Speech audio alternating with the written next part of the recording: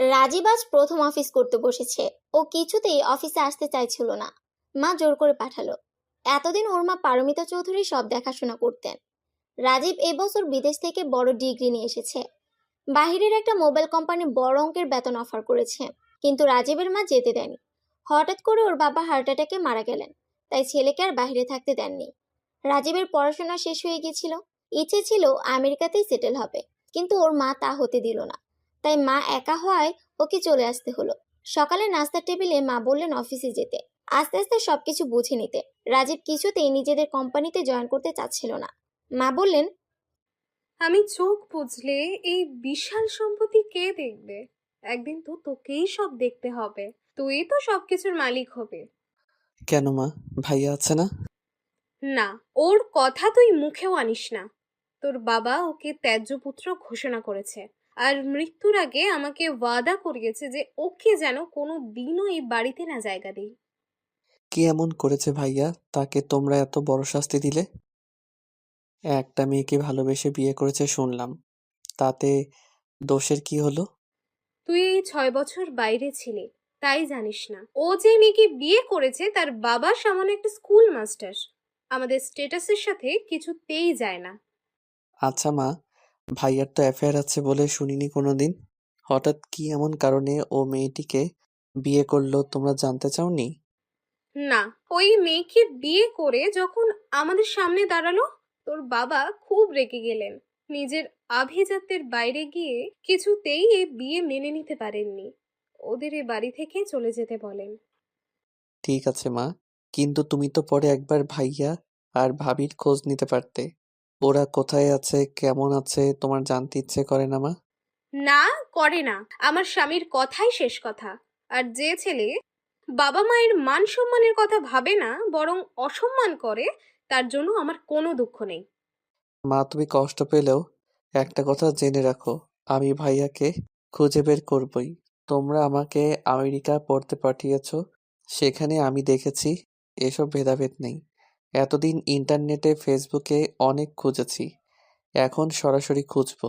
বাবাকে তুমি কথা দিয়েছো, আমি না। আচ্ছা, এখন তুই অফিসে যা।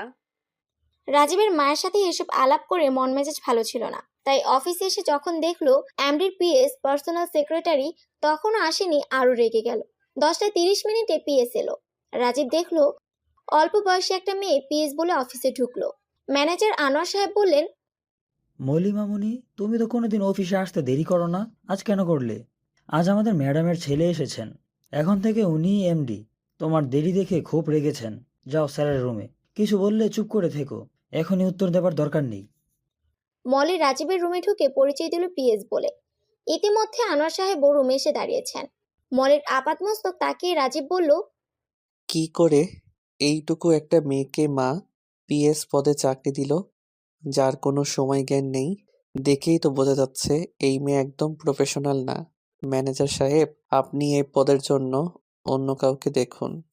ম্যানেজার বলতে গেল, স্যার, আপনি ওনার প্রোফাইলটা যদি একটু দেখতেন। আমি কিছু শুনতে চাই না, মলিকে বলল। আপনি এখান থেকে যান। রাতে বাসায় এসে রাজীবের মনে হলো মেয়েটাকে এভাবে না বললেও পারতো। আসলে ও তো এমন মানুষ নয়। সেদিন মলি মুখ কালো করে বসের রুম থেকে বের হয়ে এলো।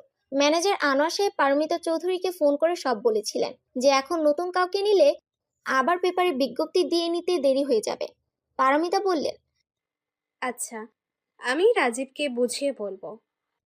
আসলে তার 2 দিন আগে মলের বড় বোন জলি ও দুলাভাই রোড অ্যাক্সিডেন্টে মারা যায়, তাই ও আর ওর মা খুলনা গিয়েছিল। দুলাভাই খুলনা পেপার মিলে জব করত, তাই চাকরি সূত্রে ওরা ওখানেই থাকতো।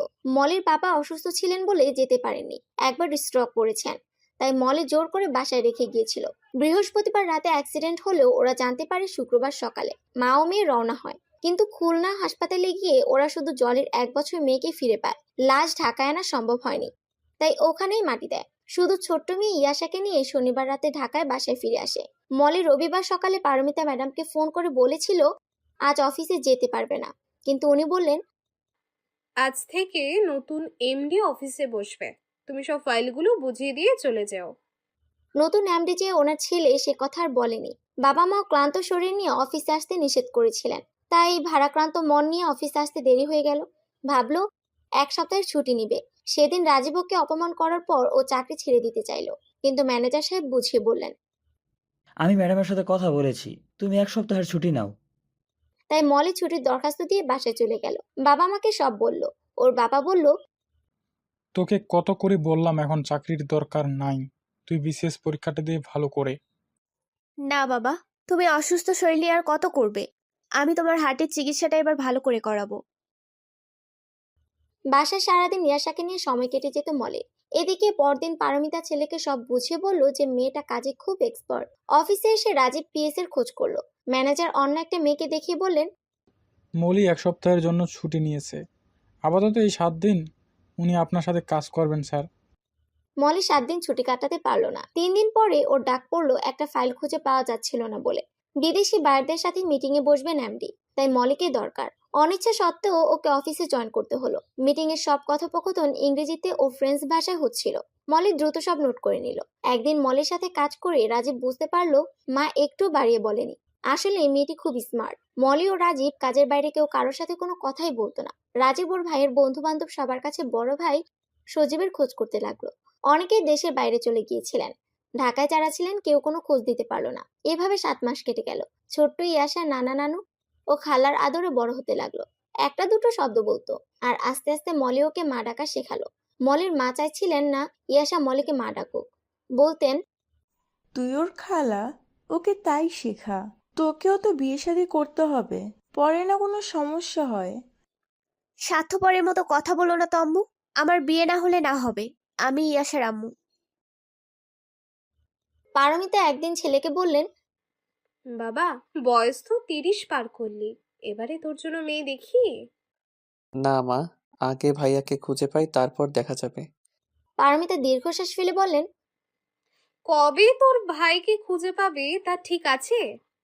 এছাড়াও রাজীব আমেরিকাতে পড়াশোনা করাকালীন একটা খ্রিস্টান মেয়ের প্রেমে পড়ে, যার নাম ক্যামেলিয়া। ক্যামেলিয়ার বাবা মা এই সম্পর্কে মেনে নেয়নি। ও ওর বাবা মাকে খুব ভালোবাসতো, তাই তাদের অমতে গিয়ে রাজীবের হাত ধরতে পারছিল না। রাজীব দেশে আসার সময় বলেছিল, যদি বাবা মাকে রাজি করিয়ে কোনোদিন বাংলাদেশে আসতে পারো তবেই আমাকে পাবে। এদিকে মলের বাবা মাও ওকে বিয়ে দেওয়ার জন্য অস্থির হয়ে উঠলেন। আত্মীয় স্বজন সবাইকে বললেন ছেলে দেখতে। মলি বিয়ে করতে রাজি হচ্ছিল না। যাও বাবা মায়ের চাপে 3 মাস পর রাজি হলো একটা শর্তে, ইয়াশাকে ও নিজের মেয়ের পরিচয়ে বড় করবে। তাই পাত্রপক্ষকে সব সত্যি খুলে বলতে হবে। যদি সব শুনে মলির যোগ্য কেউ বিয়ে করতে রাজি হয়, তবেই ও বিয়ের পিঁড়িতে বসবে। একে একে পাত্রপক্ষ এসে দেখে যেতে লাগলো, কিন্তু ইয়াশাকে মেয়ের পরিচয়ে বড় করতে কেউ রাজি হলো না। ইয়াশার এখন 2 বছর 3 মাস। পুরোপুরিভাবে মলিকে আম্মু ডাকে, ওকে কাজ ছাড়া করতে চায় না। দেখতে দেখতে 1 বছর হয়ে গেল রাজীব এই কোম্পানির দায়িত্ব নিয়েছে। বার্ষিক সাংস্কৃতিক অনুষ্ঠানের সময় হয়ে এলো। অনুষ্ঠান পরিচালনার সব দায়িত্ব মলির ওপরেই পড়লো। উপস্থাপনার ভার মলি পারমিতা চৌধুরীকে নিতে বলল। উনি হেসে বললেন, এই বুড়ির উপস্থাপনা কার ভালো লাগবে? ইয়াং কাউকে দায়িত্ব দাও।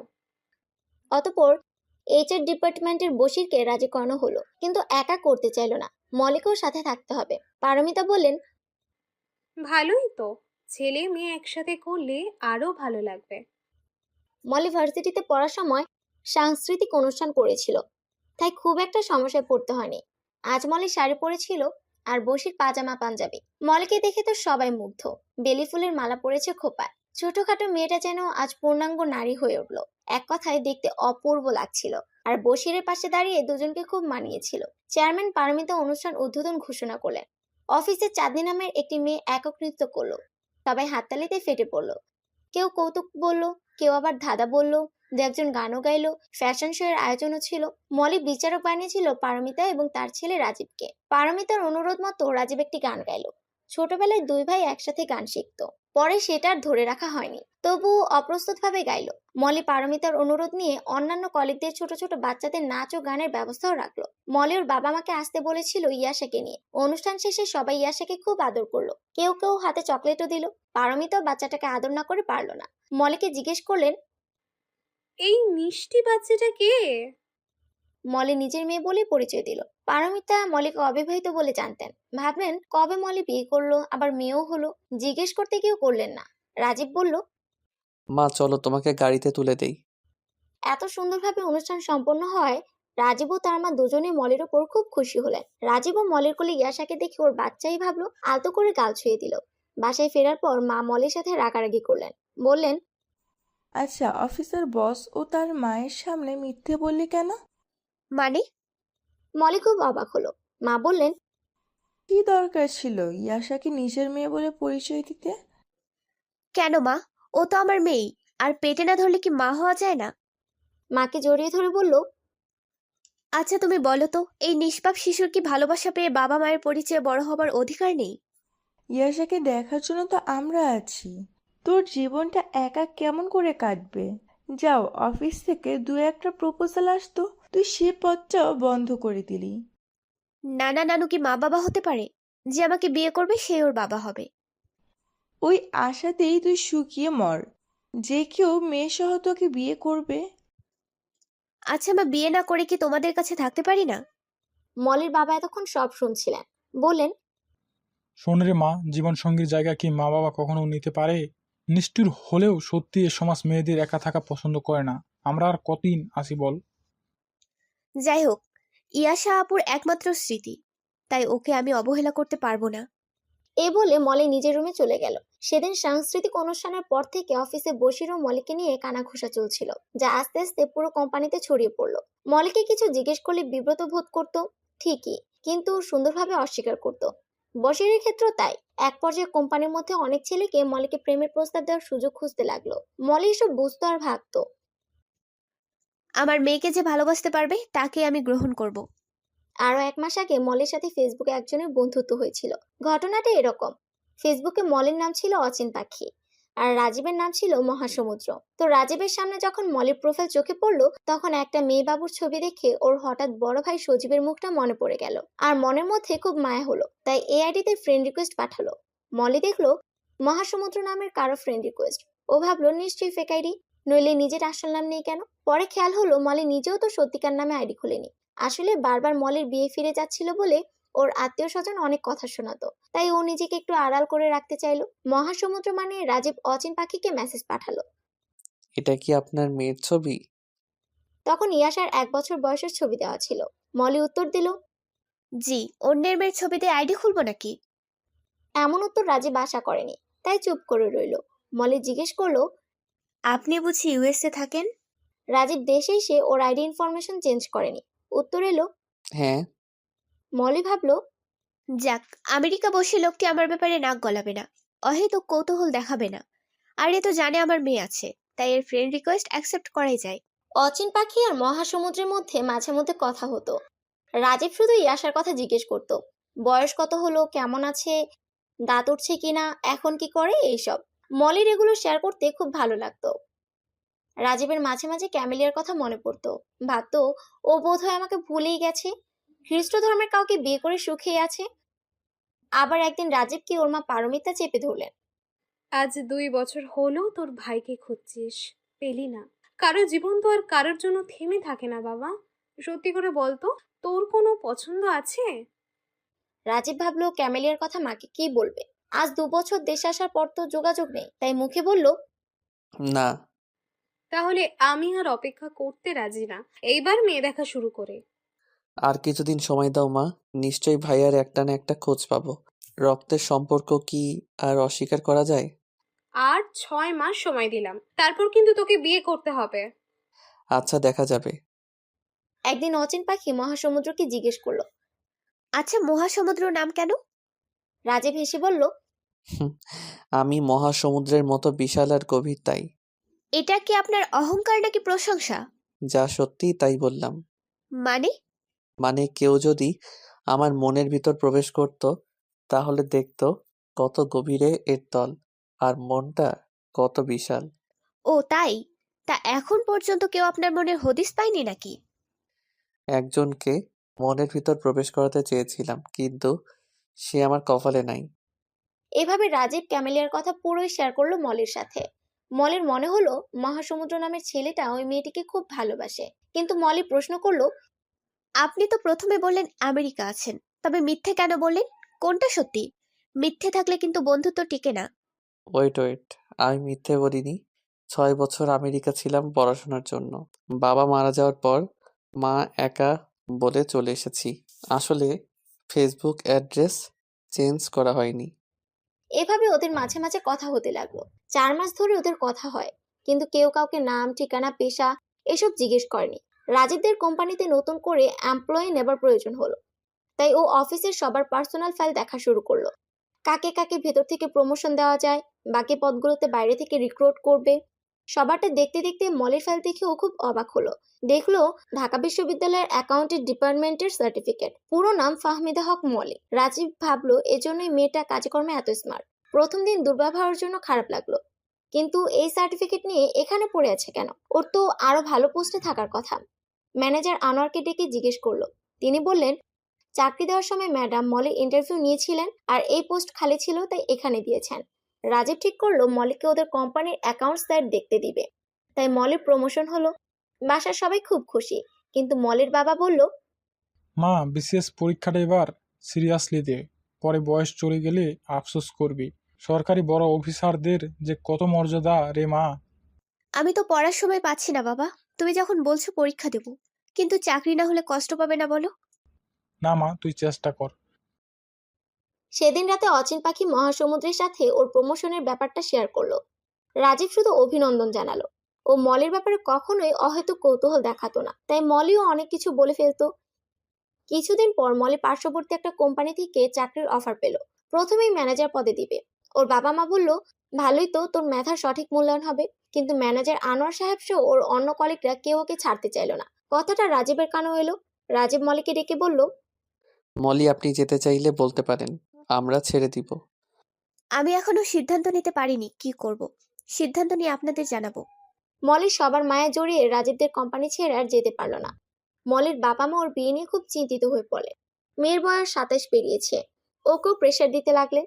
একদিন তোর মা বলেই ফেললেন, মা, তোর বাবা তোর বিয়ের চিন্তায় আরো অসুস্থ হয়ে পড়ছে। আস্তে আস্তে অচিন পাখি আর মহাসমুদ্র তাদের কিছু কিছু কথা শেয়ার করতে লাগলো। মলি একদিন জানতে চাইলো, ক্যামেলিয়াকে ভালোবাসলে ওর সাথে যোগাযোগ করছেন না কেন? ও যদি আমাকে সত্যি ভালোবাসতো তবে শত বাধা পেরিয়ে হলেও আমার কাছে আসতো। আপনি একবার ওর দিকটা চিন্তা করে দেখেন। আচ্ছা, সত্যিও একদিন বাংলাদেশে চলে আসলে কি করবেন?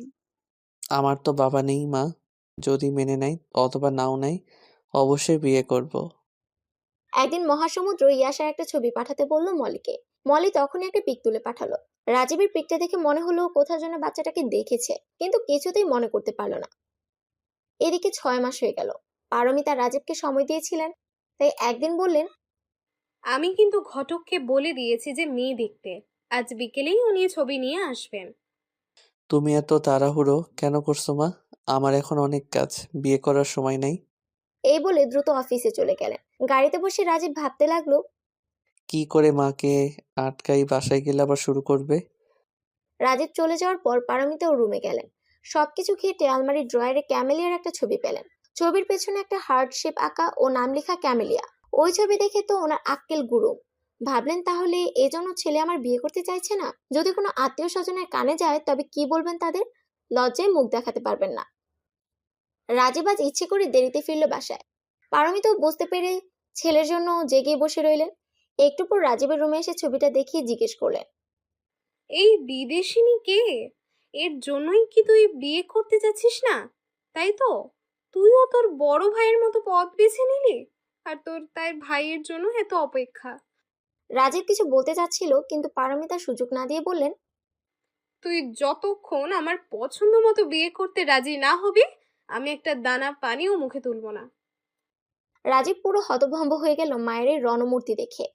রাজীবের বন্ধুরা প্রায় সবাই বিয়ে করে ফেলেছিল, তাই ওকে টিটকিরি মারতো এই বলে যে আমেরিকা গিয়ে বিদেশিনীর ছাকা খেয়েছিস, তাই এখন বিয়ে করতে চাস না। এসব কারণে রাজীব কারোর সাথে শেয়ার করতে না পেরে ফেসবুক ফ্রেন্ড অচিন পাখির সাথে সব শেয়ার করার পরামর্শ চাইলো। মলে ভাবলো, আমার বাসায়ও তো একই অবস্থা, তাও তো এই লোক আমার সাথে শেয়ার করতে পারছেন। আর আমি তো একে বলতেও পারবো না, নইলে যে বুঝে যাবে আমি আনম্যারিড। মলে বলল, শেষবারের মতো ক্যামেলিয়ার সাথে যোগাযোগ করে দেখুন। ও যদি রেসপন্স না করে, তবে আর মাকে কষ্ট দিবেন কেন? বিয়ে করে ফেলুন। পরদিনও পারমিতাকে কিছু মুখে দেওয়াতে পারল না রাজীব। অবশেষে রাতে ক্লিনিকে নিতে হলো। অফিসে থেকে একে একে সবাই দেখে গেল। স্যালাইন দিয়ে রাখা হয়েছে। সবাই রাজীবকে জিজ্ঞেস করছে, ম্যাডাম হঠাৎ অসুস্থ হওয়ার কারণ কি? রাজীব কাউকে সত্যিটা বলতে পারছিল না। সবাই চলে গেলে মলি পারমিতার কাছে বসে মাথায় হাত বুলিয়ে দিতে লাগলো।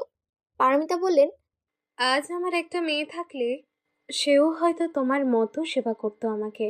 তোমার মা খুব ভাগ্যবতী যে তোমার মতো মেয়ে পেয়েছেন।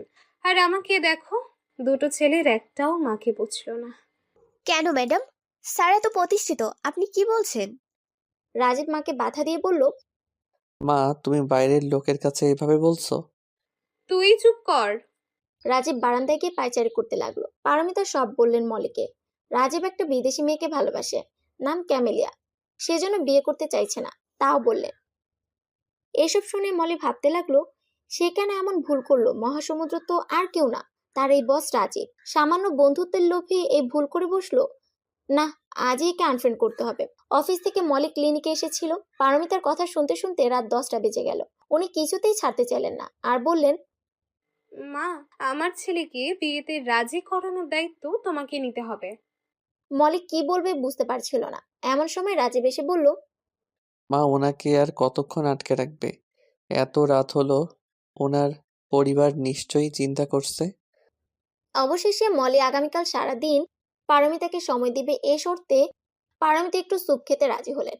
পারমিতা রাজীবকে বললেন আগামীকাল মলিকে ছুটি দিতে আর এখন বাসায় পৌঁছে দিয়ে আসতে। মলি বারবার বলছিল আমি একাই যেতে পারবো, কিন্তু পারমিতা জোর করে রাজীবের গাড়িতে পাঠালেন। গাড়িতে যেতে যেতে রাজীব বলল, আজ আপনি খুব উপকার করেছেন। মলি জিজ্ঞাসু দৃষ্টিতে তাকালে বলল, মাকে একটু খাওয়াতে পেরেছেন? রাতে রাজীব ক্যামেলিয়ার নম্বরে ফোন দিল, কিন্তু কেউ ফোন ধরলো না। রাজীব ভাবলো, থাক, যদিও বিয়ে করে থাকে তবে বিরক্ত হবে। রাতে খাওয়া দাওয়ার পর মহাসমুদ্র ঠিক করলো আজ অচিন পাখিকে বলবে ওর বড় ভাই সজীবকে খোঁজার কথা। কিন্তু এ কি, মেসেঞ্জারে লেখা ফেসবুক ইউজার, ফ্রেন্ড লিস্টও পেল না। হঠাৎ কি এমন হলো? কেন জানি রাজীবের একটু কষ্ট হতে লাগলো। মনের কথা শেয়ারের একমাত্র মানুষটাও চলে গেল। কিন্তু কি কারণ? আমি তো কখনো অশালীন কিছু বলেছি বলে মনে পড়ে না। রাজীবের নিজেকে খুব একা মনে হতে লাগলো। পরদিন সকাল 7টায় মলিকে ফোন করলেন পারমিতা। বললেন, সেই ফজরের আজানের সময় উঠেছি, নামাজ পড়লাম, নাস্তা খেলাম, আর তো সময়ই কাটে না। তুমি কখন আসবে মা? মলি ইয়াশাকে নাস্তা খাইয়ে দিচ্ছিল। বলল, এই তো মেয়েকে নাস্তা খেয়ে রেডি হয়ে আসছি। মনে মনে ভাবলো, বড় লোকদের এই এক সমস্যা, নিজেদের একা ভালো লাগে না, ভাবেন অন্যদেরও কোনো কাজ নেই। আজ নাকি আবার ছুটি, এখন বাসায় যেতে হবে। এ কেমন ছুটি হলো? কাল রাতে রাজীবই মহাসমুদ্র জানার পর মলির আর ও বাসায় যেতে ইচ্ছে করছিল না। স্যার যদি জানতে পারে কি লজ্জায় পড়তে হবে। ভাগ্যিস ইয়াশাকে সামনাসামনি দেখেও চিনতে পারেননি। পারমিতা বললেন, তোমার বাচ্চাটাকে তো আর দেখলাম না, ওকেও নিয়ে আসো। আচ্ছা দেখি। রিকশায় রাজীবদের বাসায় যেতে যেতে মলি ভাবছিল, এদের আর কাজ নাই, ইয়াশাকে রেখে রাজীব স্যার বুঝে ফেলেন যে আমি অচিন পাখি। বাসায় যাওয়ার পর পারমিতা বললেন, কি ব্যাপার মলি, তোমার মেয়ে কি আনলে না কেন? না, আসলে ও থাকলে আপনার সাথে গল্প করতে পারতাম না ম্যাডাম, বিরক্ত করতো। আর ওর একটু ঠান্ডাও লাগছে। কি যে বলো, তুমি আমার এত বড় বাড়ি, একটা বাচ্চা সারাদিন ছোটাছুটি করলে কি ভালোই না লাগ, অথচ দেখো ছেলেটা বিয়েই করতে চাইছে না। একা একা সময় কাটে না রে মা। ম্যাডাম, আপনি আবার আগের মতো অফিসে আসলেই তো পারেন। বাসায় ম্যাডাম শুনতে ভালো লাগছে না। আচ্ছা তাহলে আন্টি বলবো। অন্যদিন তো কাজের জন্য মেয়েটাকে সময় দিতে পারো না, আজ সারাদিন কাছে রাখতে পারতে। মলি ভাবলো। এ কথা মহিলা ভুল বলেননি। এমন সময় রাজীব অফিস যাওয়ার জন্য রেডি হয়ে নিচে নামে। মলি খেয়াল করে দেখলো ওনার চেহারাটা কেমন যেন অস্থির লাগছে। মনে হচ্ছে রাতে ঠিকমতো ঘুমাননি। অন্যদিন ইয়াশাকে ঘুম পাড়িয়ে রাজীবের সাথে মেসেঞ্জারে কথা হতো মলির। মলকে দেখে কাল রাতের কথা মনে পড়ে রাজীবের। আপনি এসেছেন, ভালোই হলো। মাকে একটু সময় দিতে পারবেন? পারমিতা বলল, তুই আর মায়ের দুঃখ বুঝলি কই? এত করে বলছি বিয়ে করতে। ও মা, সকাল সকাল আবার শুরু করে দিলে? এ বলে নাস্তা না খেয়ে রাজীব অফিসে চলে গেল। পারমিতা বললেন, দেখলি তো মা, ছেলেটা দিন দিন কেমন হয়ে যাচ্ছে। ওর যে কিসের এত কষ্ট বুঝি না, হয়তো ওই বিদেশি মেয়েটার জন্য কষ্ট পাচ্ছে। মলি ভাবলো, ওই মেয়ের সাথে তো স্যারের যোগাযোগ নেই।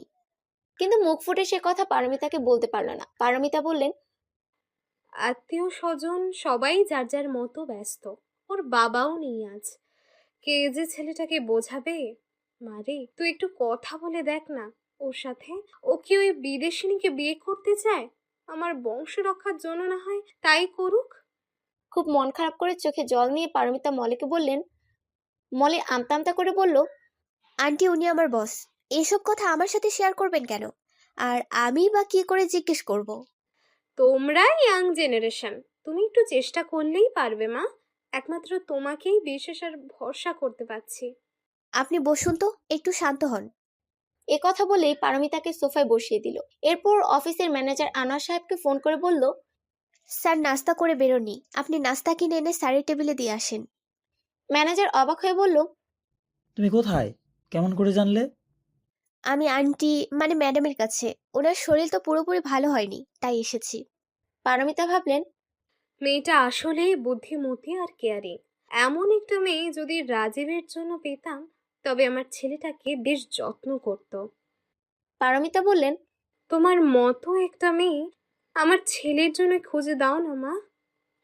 মলি ভাবল, যার নিজের জীবনে বিয়ে নিয়ে সমস্যা, সে নাকি অন্যের জন্য পাত্রী খুঁজবে। এদের সাথে আর বেশি ঘনিষ্ঠ হওয়া যাবে না। গল্প করতে করতে দুপুর হয়ে গেল। এর মধ্যে মলি ওর মাকে ফোন করে ইয়াসার খোঁজ নিয়েছিল। মা বলল ইয়াসা ঘুমোচ্ছে। দুপুরে খাওয়া দাওয়ার পর মলি ও পারমিতা টিভি দেখছিলেন। এমন সময় মলির বাবা ফোন দিল। বাবা সাধারণত অফিসে থাকাকালীন ফোন দেয় না। মলি ফোন ধরতেই বলল, মা, ইয়াসার খুব জ্বর আসছে আর শ্বাসকষ্টও হচ্ছে। তোর মা অনেক চেষ্টা করেও কিছু খাওয়াতে পারিনি। আমরা ওকে নিয়ে সেন্ট্রাল হসপিটালে যাচ্ছি, তুই ওখানে আয়।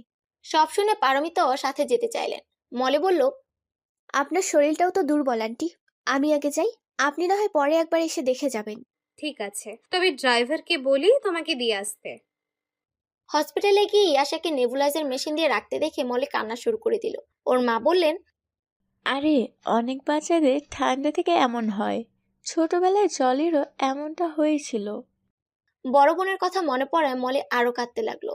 মলে যাওয়ার 1 ঘন্টা পর পারমিতা ফোন করে খবর জানতে চাইলেন। মলি কান্নার জন্য ভালো করে কথা বলতে পারছিল না দেখে ওর মা ফোন নিয়ে পারমিতাকে সব বললেন। ফোন রেখে পারমিতা রাজীবকে ফোন দিলেন আর সব ঘটনা বললেন। আমার খুব খারাপ লাগছে বাবা। আমি মলির বাচ্চাকে দেখতে যেতে চাই, তুই তাড়াতাড়ি আয়। রাজীব আস্তে আস্তে মাগরিবের আজান পড়ে গেল। পারমিতা তাই নামাজ পড়ে বের হয়ে গেলেন। সন্ধ্যায় ওরা গিয়ে দেখলো ইয়াস এখন একটু ভালো, তাই ওরা বাসে চলে যাবে। মলির মা পারমিতাকে বললেন, আপা, ভয় পাওয়ার মতো কিছু হয়নি, ওই একটু শ্বাসকষ্ট আর কি। ওর তো আগে কখনো এমন হয়নি, তাই আমি একটু ভয় পেয়ে গেছিলাম। আপনি অসুস্থ শরীরে কষ্ট করে এলেন। না রে, এখন ভালো আছি। সেদিন হাসপাতালে মলের কোলে ইয়াসাকে দেখে রাজীবের বুঝতে বাকি রইল না অচিন পাখি আর কেউ নয়, এই মলি।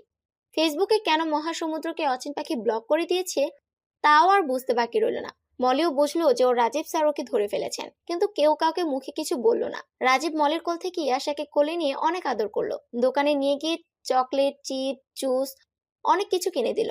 মলি ও ওর মা অবাক হলো, ইয়াসা রাজীবের কোলে এত চুপচাপ আছে কি করে। নর্মালি ও অপরিচিত কারো কোলে যেতে চায় না। রাতে বাসায় শুয়ে শুয়ে রাজীব ভাবছিল, এবার বুঝতে পারলাম কেন অচিন পাখি আমার কাছ থেকে আড়াল হলো। আমি তো ওর কাছে কিছু চাইনি। বস বলে কি বন্ধুত্ব রাখা যায় না? না, এবার মলির সাথে সরাসরি কথা বলতে হবে। আর বাচ্চার বাবাকে তা দেখলাম না। এ সম্পর্কে তো মলি কখনো কিছু বলেনি। পরদিন অফিসে গিয়ে রাজীব ভাবতে লাগলো কি করে মলিকে কথাটা জিজ্ঞেস করবে। দেখা গেল মলি রাজীবের সামনে খুব কম আসছে। কাজের ফাইল নিতে বা দিতে নিজে না এসে পিয়নকে পাঠাচ্ছে। রাজীব একটু অপমানিত বোধ করলো। শেষে অফিস টাইম শেষ হবার 5 মিনিট আগে পিয়নকে বলে পাঠালো মলি যেন যাওয়ার আগে রাজীবের সাথে দেখা করে যায়। কর্তব্যের খাতিরে মলি আসলো কথা বলতে। মাথা নিচু করে জিজ্ঞেস করলো, কোনো কাজ কি বাকি আছে স্যার? রাজীবের মনে হলো অচিন পাখি নামে বন্ধুত্ব করে মলি যেন অপরাধ করে ফেলেছে, তাই চোখ তুলে তাকাতে পারছে না। রাজীব চুপ করে আছে দেখে বলল, আজ আমি আসি, কাজ থাকলে কাল করে দেব। দাঁড়ান মলি, কাজ না, অন্য কথা আছে। সরি, আপনার সাথে আমি কাজের বাইরে অন্য কোনো কথা বলতে পারবো না। এ কথা বলে রুম থেকে বের হয়ে সোজা অফিসের বাইরে বেরিয়ে গেল। আনোয়ার সাহেব একটু অবাক হলেন মলিকে এভাবে চলে যেতে দেখে। ভাবলেন, প্রতিদিন তা আমাকে বলেই যায়, আজ এমডি স্যার কি এমন বললেন মেয়েটাকে যে এইভাবে বেরিয়ে গেল? এরপর কয়েকদিন মলি খুব বিব্রতকর ভাবে অফিস করলো। আর রাজীব কয়েকবার কথা বলতে চেয়েও পারলো না। রাজীব বুঝতে পারছে না এই ব্যাপারটা মলি কেন সহজভাবে নিতে পারছে না। এদিকে 1 সপ্তাহ হয়ে গেল। তাই পারমিতা মলিকে ফোন করে বললেন, কাল তো শুক্রবার, মেয়ে আর জামাইকে নিয়ে বাসায় বেড়াতে এসো। সেদিন তো সবাইকে দেখলাম, তোমার স্বামীকে ছাড়া। মলি খুব বিনয়ের সাথে বলল যেতে পারবে না, কারণ শপিং এ যাবে আর অনেক কাজ জমে আছে। ফোন রেখে পারমিতা ভাবলেন, মলি কি আমার উপর বিরক্ত হলো, তাই অ্যাভয়েড করছে, নাকি অফিসের রাজীব ওকে কিছু বলেছে? ছেলেকেই জিজ্ঞেস করলেন। রাজীব বলল, মা, তুমি কেন বুঝতে চাও না? ওর তো স্বামী সংসার আছে, সেসব ফেলে কি তোমায় এত সময় দেওয়া সম্ভব? এর মধ্যে মলির বিসিএস প্রিলি পরীক্ষা হয়ে গেল। একদিন শুক্রবারে পারমিতা ইয়াসের জন্য জামা কাপড়, চকলেট ও মিষ্টি নিয়ে মলির বাসায় এসে হাজির হলেন। সেখানে গিয়ে মলির মাকে জিজ্ঞেস করলেন। ইয়াসের বাবা কোথায়? মলির মা একে একে সব খুলে বললেন। কেন মলি বিয়ে করতে চাইছে না তাও বললেন। মলি ওর মায়ের উপর খুব বিরক্ত হলো। কেন সব বলতে গেল মা?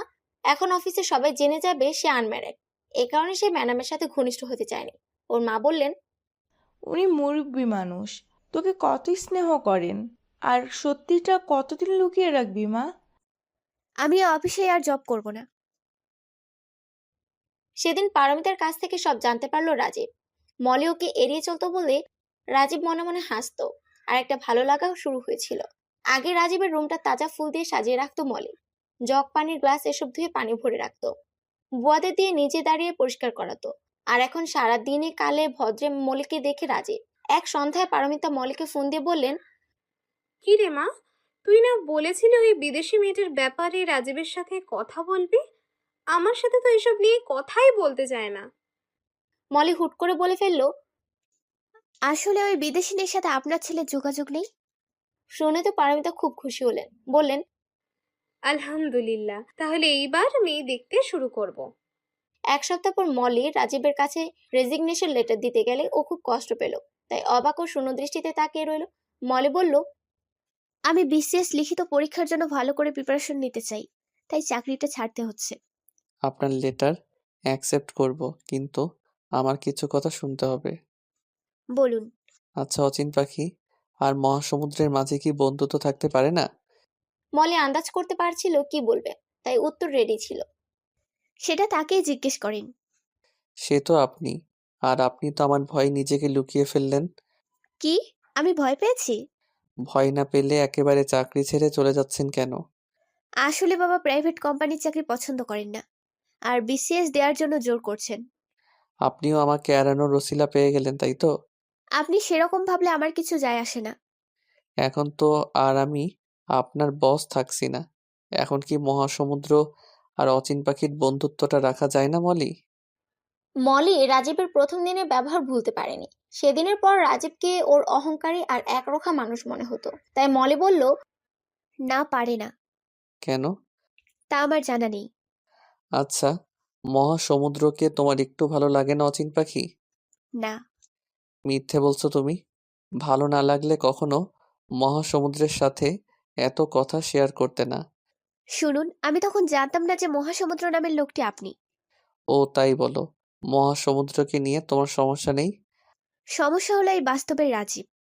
আচ্ছা, রাজীব না হয়ে যদি অন্য কেউ মহাসমুদ্র হতো, তবে তো তুমি ফ্রেন্ডশিপ রাখতে। জানি না, এখন আমি যাই। বলে যাওয়ার জন্য পা বাড়ালো মলি। রাজীব একেবারে ওর সামনে এসে দাঁড়ালো। অনুনয় করে বলল, ভুলে যাও না মলি, যে আমি মহাসমুদ্র। মহাসমুদ্র আর অচিন পাখির বন্ধুত্বটা থাকতে দাও না। সে যে বড় একা। কথা দিচ্ছি, বাস্তবের এই রাজীব তোমার সামনে কখনো দাঁড়াবে না।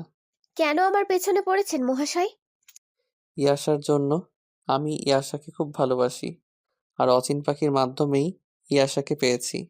আজ যদি আমি ম্যারিড হতাম, আমার হাজবেন্ড থাকতো, তবে কি আপনি এভাবে জোর করতেন? তবে তো তুমি নিজেকে আড়াল করতে না। আনমেরিড বলেই ভয় পাচ্ছ। তোমাকে না আবার বিয়ে করতে চাই। এবার মলের খুব মেজাজ খারাপ হয়ে গেল। বলল, সেটা কেন ভাববো? আমি তো জানি আপনি ক্যামেলিয়াকে ভালোবাসেন। এ কথা শুনে রাজীব চুপ করে রইল, আর মলেও অফিস ছেড়ে চলে গেল। রাজীব ক্যামেলিয়ার কথা ভুলেই গিয়েছিল। সেদিনের পর আর মনে পড়েনি, বরং মলে অ্যাভয়েড করে চলতো বলে মলে আর ইয়াসার কথাই ভাবতো। মলেকে একটু একটু ভালোবেসে ফেলেছিল রাজীব। রাতে বাসায় ফিরলে পারমিতা রাজীবকে বললেন, কাল কখন আসতে বলবো ঘটককে? ঘটকের হাতে অনেকগুলো সুন্দর সুন্দর মেয়ে আছে, কাল আসতে বলবো। তুই যখন সময় দিবি। মা আমি তোমাকে কখন বললাম যে মেয়ে দেখো? দেখ বাবা, আমি জেনে গেছি যে তোর ওই বিদেশিনীর সাথে সম্পর্ক নেই, তাই আর অমত করিস না। মরে যাওয়ার আগে তোর ছেলে পোলে দেখতে চাই। আমাদের বংশধর না থাকলে এই সম্পত্তি কে দেখবে? এখনো বিয়ে হলো না আর তুমি আছো বংশধর নিয়ে? সনাতন মনোভাব তোমার আর গেল না। ভাইয়াও তো তোমার ছেলে, এই বংশেরই ছেলে। তাকে তোমার একবারের জন্য দেখতে ইচ্ছে করে না মা? তোর ভাইয়েরও তো আমাদের কথা মনে পড়ে না। অন্তত তোকে ভালোবাসলে তোর সাথে তো যোগাযোগ রাখতো। দেখো মা, ভাইয়া তো নিজে থেকে চলে যায়নি, তোমরা তাড়িয়ে দিয়েছো, তাই তোমাদেরকেই ফিরিয়ে আনতে হবে। এ কথা বলে রাজীব নিজের ঘরে চলে গেল। রাজীব ভাবতে লাগলো, মা কি করে জানলো আমার এখন ক্যামেলিয়ার সাথে যোগাযোগ নাই? অচিন পাখি ছাড়া আর কারোর সাথে তো এসব বলিনি। নিশ্চয়ই মলি মাকে বলেছে। এরপর 2 মাস মলি বিসিএস পরীক্ষা নিয়ে ব্যস্ত ছিল। আর এর মাঝে মলিকে একদিন ফোন দিয়ে রাজীব বলেছিল ইয়াশাকে দেখতে চায়। মলি বলেছিল, দেখুন, এখন আমার পরীক্ষা, ব্যস্ত আছি, সম্ভব না। আর আপনি বলেছেন বাস্তবে রাজীব কখনো আমার সামনে দাঁড়াবে না। সে তখন হতো যদি অচিন পাখি মহাসমুদ্রকে দেখা দিত। তা যখন করনি তখন তো এই রাজীব সামনে দাঁড়াবেই। রাজীব বুঝলো মলি এড়িয়ে যেতে চায়, তাই ও নিজে একদিন মলিদের বাসায় গিয়ে ইয়াশার সাথে সময় কাটিয়ে আসলো। তখন অবশ্য মলি বাসায় ছিল না। মলির মা অনেক আফসোস করে রাজীবের কাছে বললেন, দেখো বাবা, কোনো ছেলে আজকের দিনে এমন বাচ্চা নিয়ে মলিকে বিয়ে করবে? মেয়েটা বুঝতে চায় না বোনের মেয়ের জন্য এভাবে নিজের জীবন নষ্ট করবে। মলির মা ইয়াশার প্রতি রাজীবের ভালোবাসা দেখে রাজীবকে নিয়ে আশাবাদী হয়ে উঠলেন। বাসায় এসে মলি বাবা মার সাথে রাগারাগি করলো। তোমরা কেন বুঝতে পারছো না ওনারা বড়লোক? বড়লোক কখনো গরিবদের আপন হতে পারে না। ওর মা বলল, কেন নিজের চারপাশে একটা শক্ত আবরণ তৈরি করছিস মলি?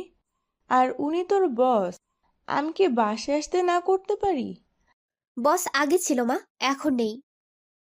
এই 2 মাস পারমিতা রাজীবের জন্য 3টি মেয়ে দেখলেন, কিন্তু ছেলে তার একটা না একটা ভুল ধরে না করে দিল।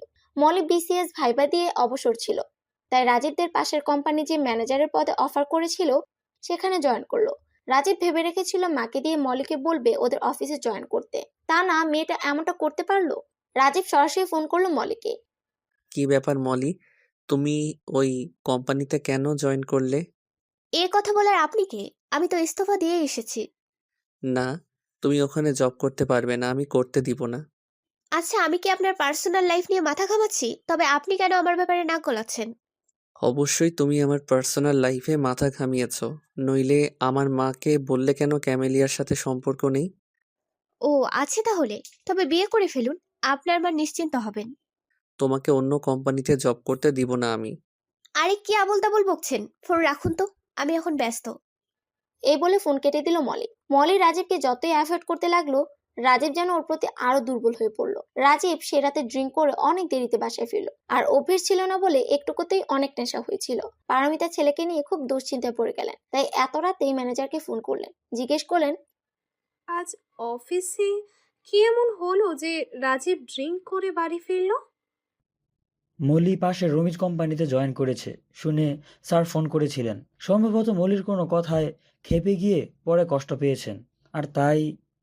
ফোন রেখে পারমিতা ভাবতে বসলেন। মলি কি এমন বললো যে রাজীব কষ্ট পেয়েছে? ছেলেটা ছোটবেলা হতেই জেদি আর একরোখা, এমনিতেই ঠান্ডা মাথার মানুষ, কিন্তু রেগে গেলে সহজে রাগ কমে না। আচ্ছা, রাজীব কি কোনোভাবে মলিকে পছন্দ করে? না হলে অন্য কোথাও জয়েন করলে আমার ছেলেটা কেন কষ্ট পাবে? আজ অনেক রাত হয়ে গেছে, ভাবলেন কাল মলির সাথে কথা বলবেন। পরদিন সকালে পারমিতা ফোনে মলিকে জিজ্ঞেস করলেন।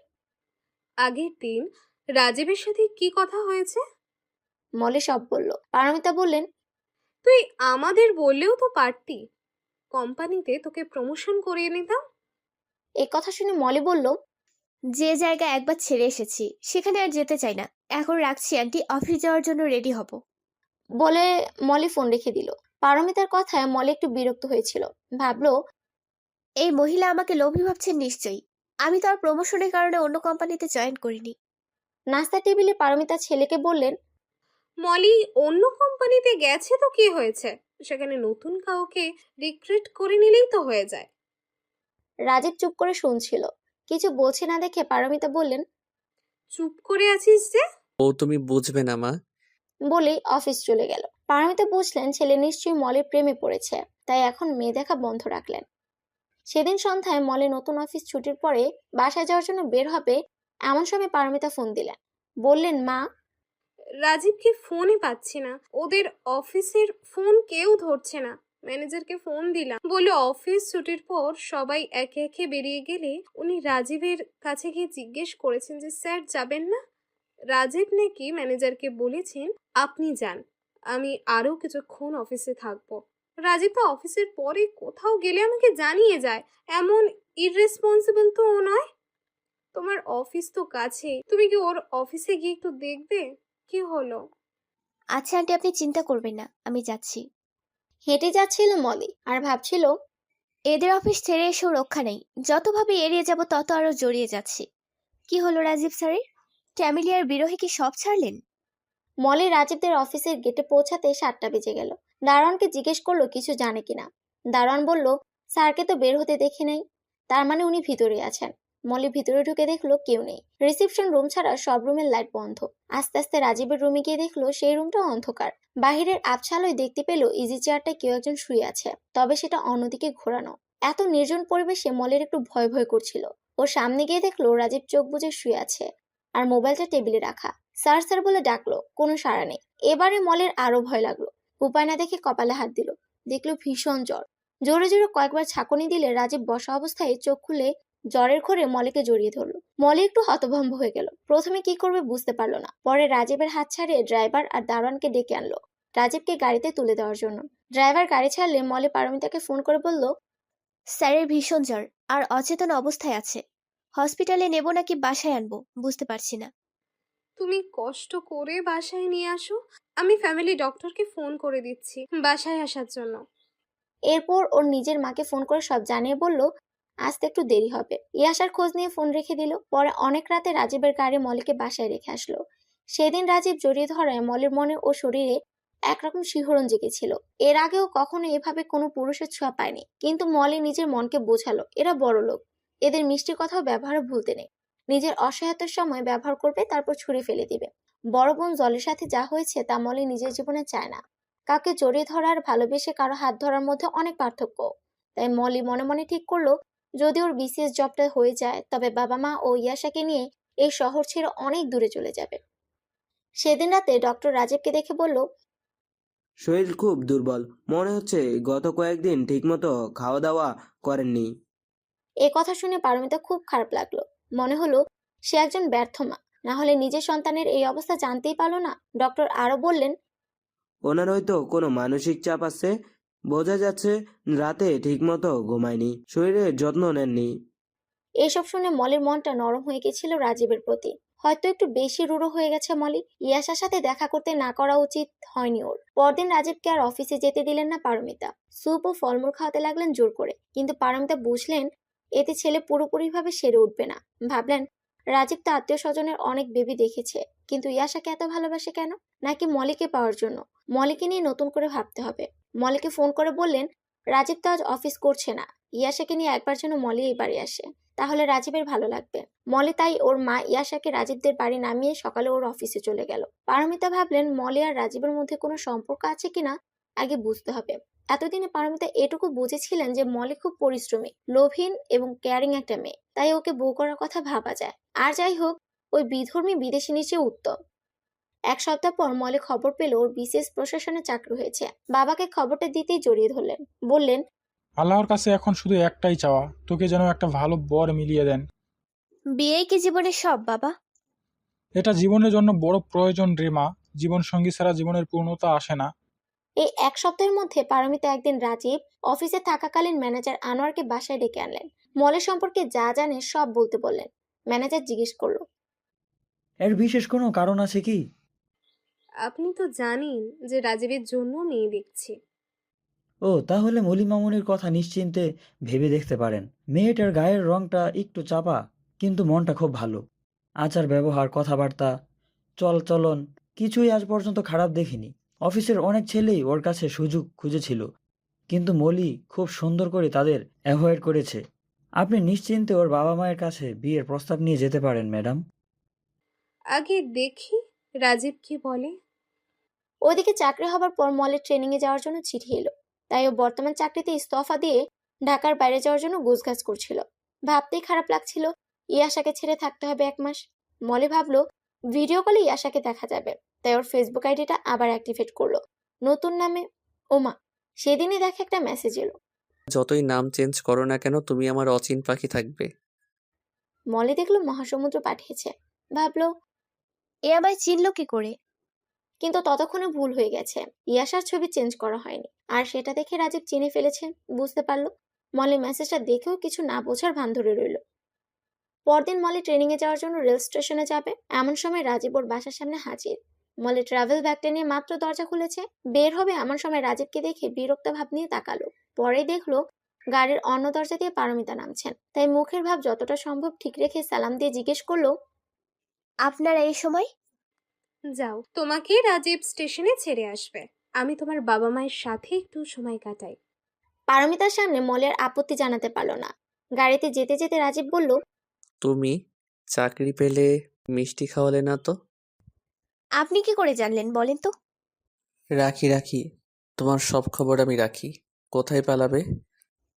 আমি পালাচ্ছি না, ট্রেনিং এ যাচ্ছি। যাওয়ার আগে একটু মিষ্টি করে কথা বলো পাখি। কি করে আপনি আমার কাছ থেকে এসব আশা করছেন বলুন তো? আপনি কে? আমি তো তোমার একমাত্র বন্ধু। তোমার ফ্রেন্ড লিস্ট চেক করেছি আমি, আর কোনো বন্ধু নেই। ছি ছি, আপনি এত খারাপ? আমার উপর গোপনে নজরদারি করছেন? মনে মনে ভাবলো, এই লোক তো বেহায়া নাছোড়বান্দা।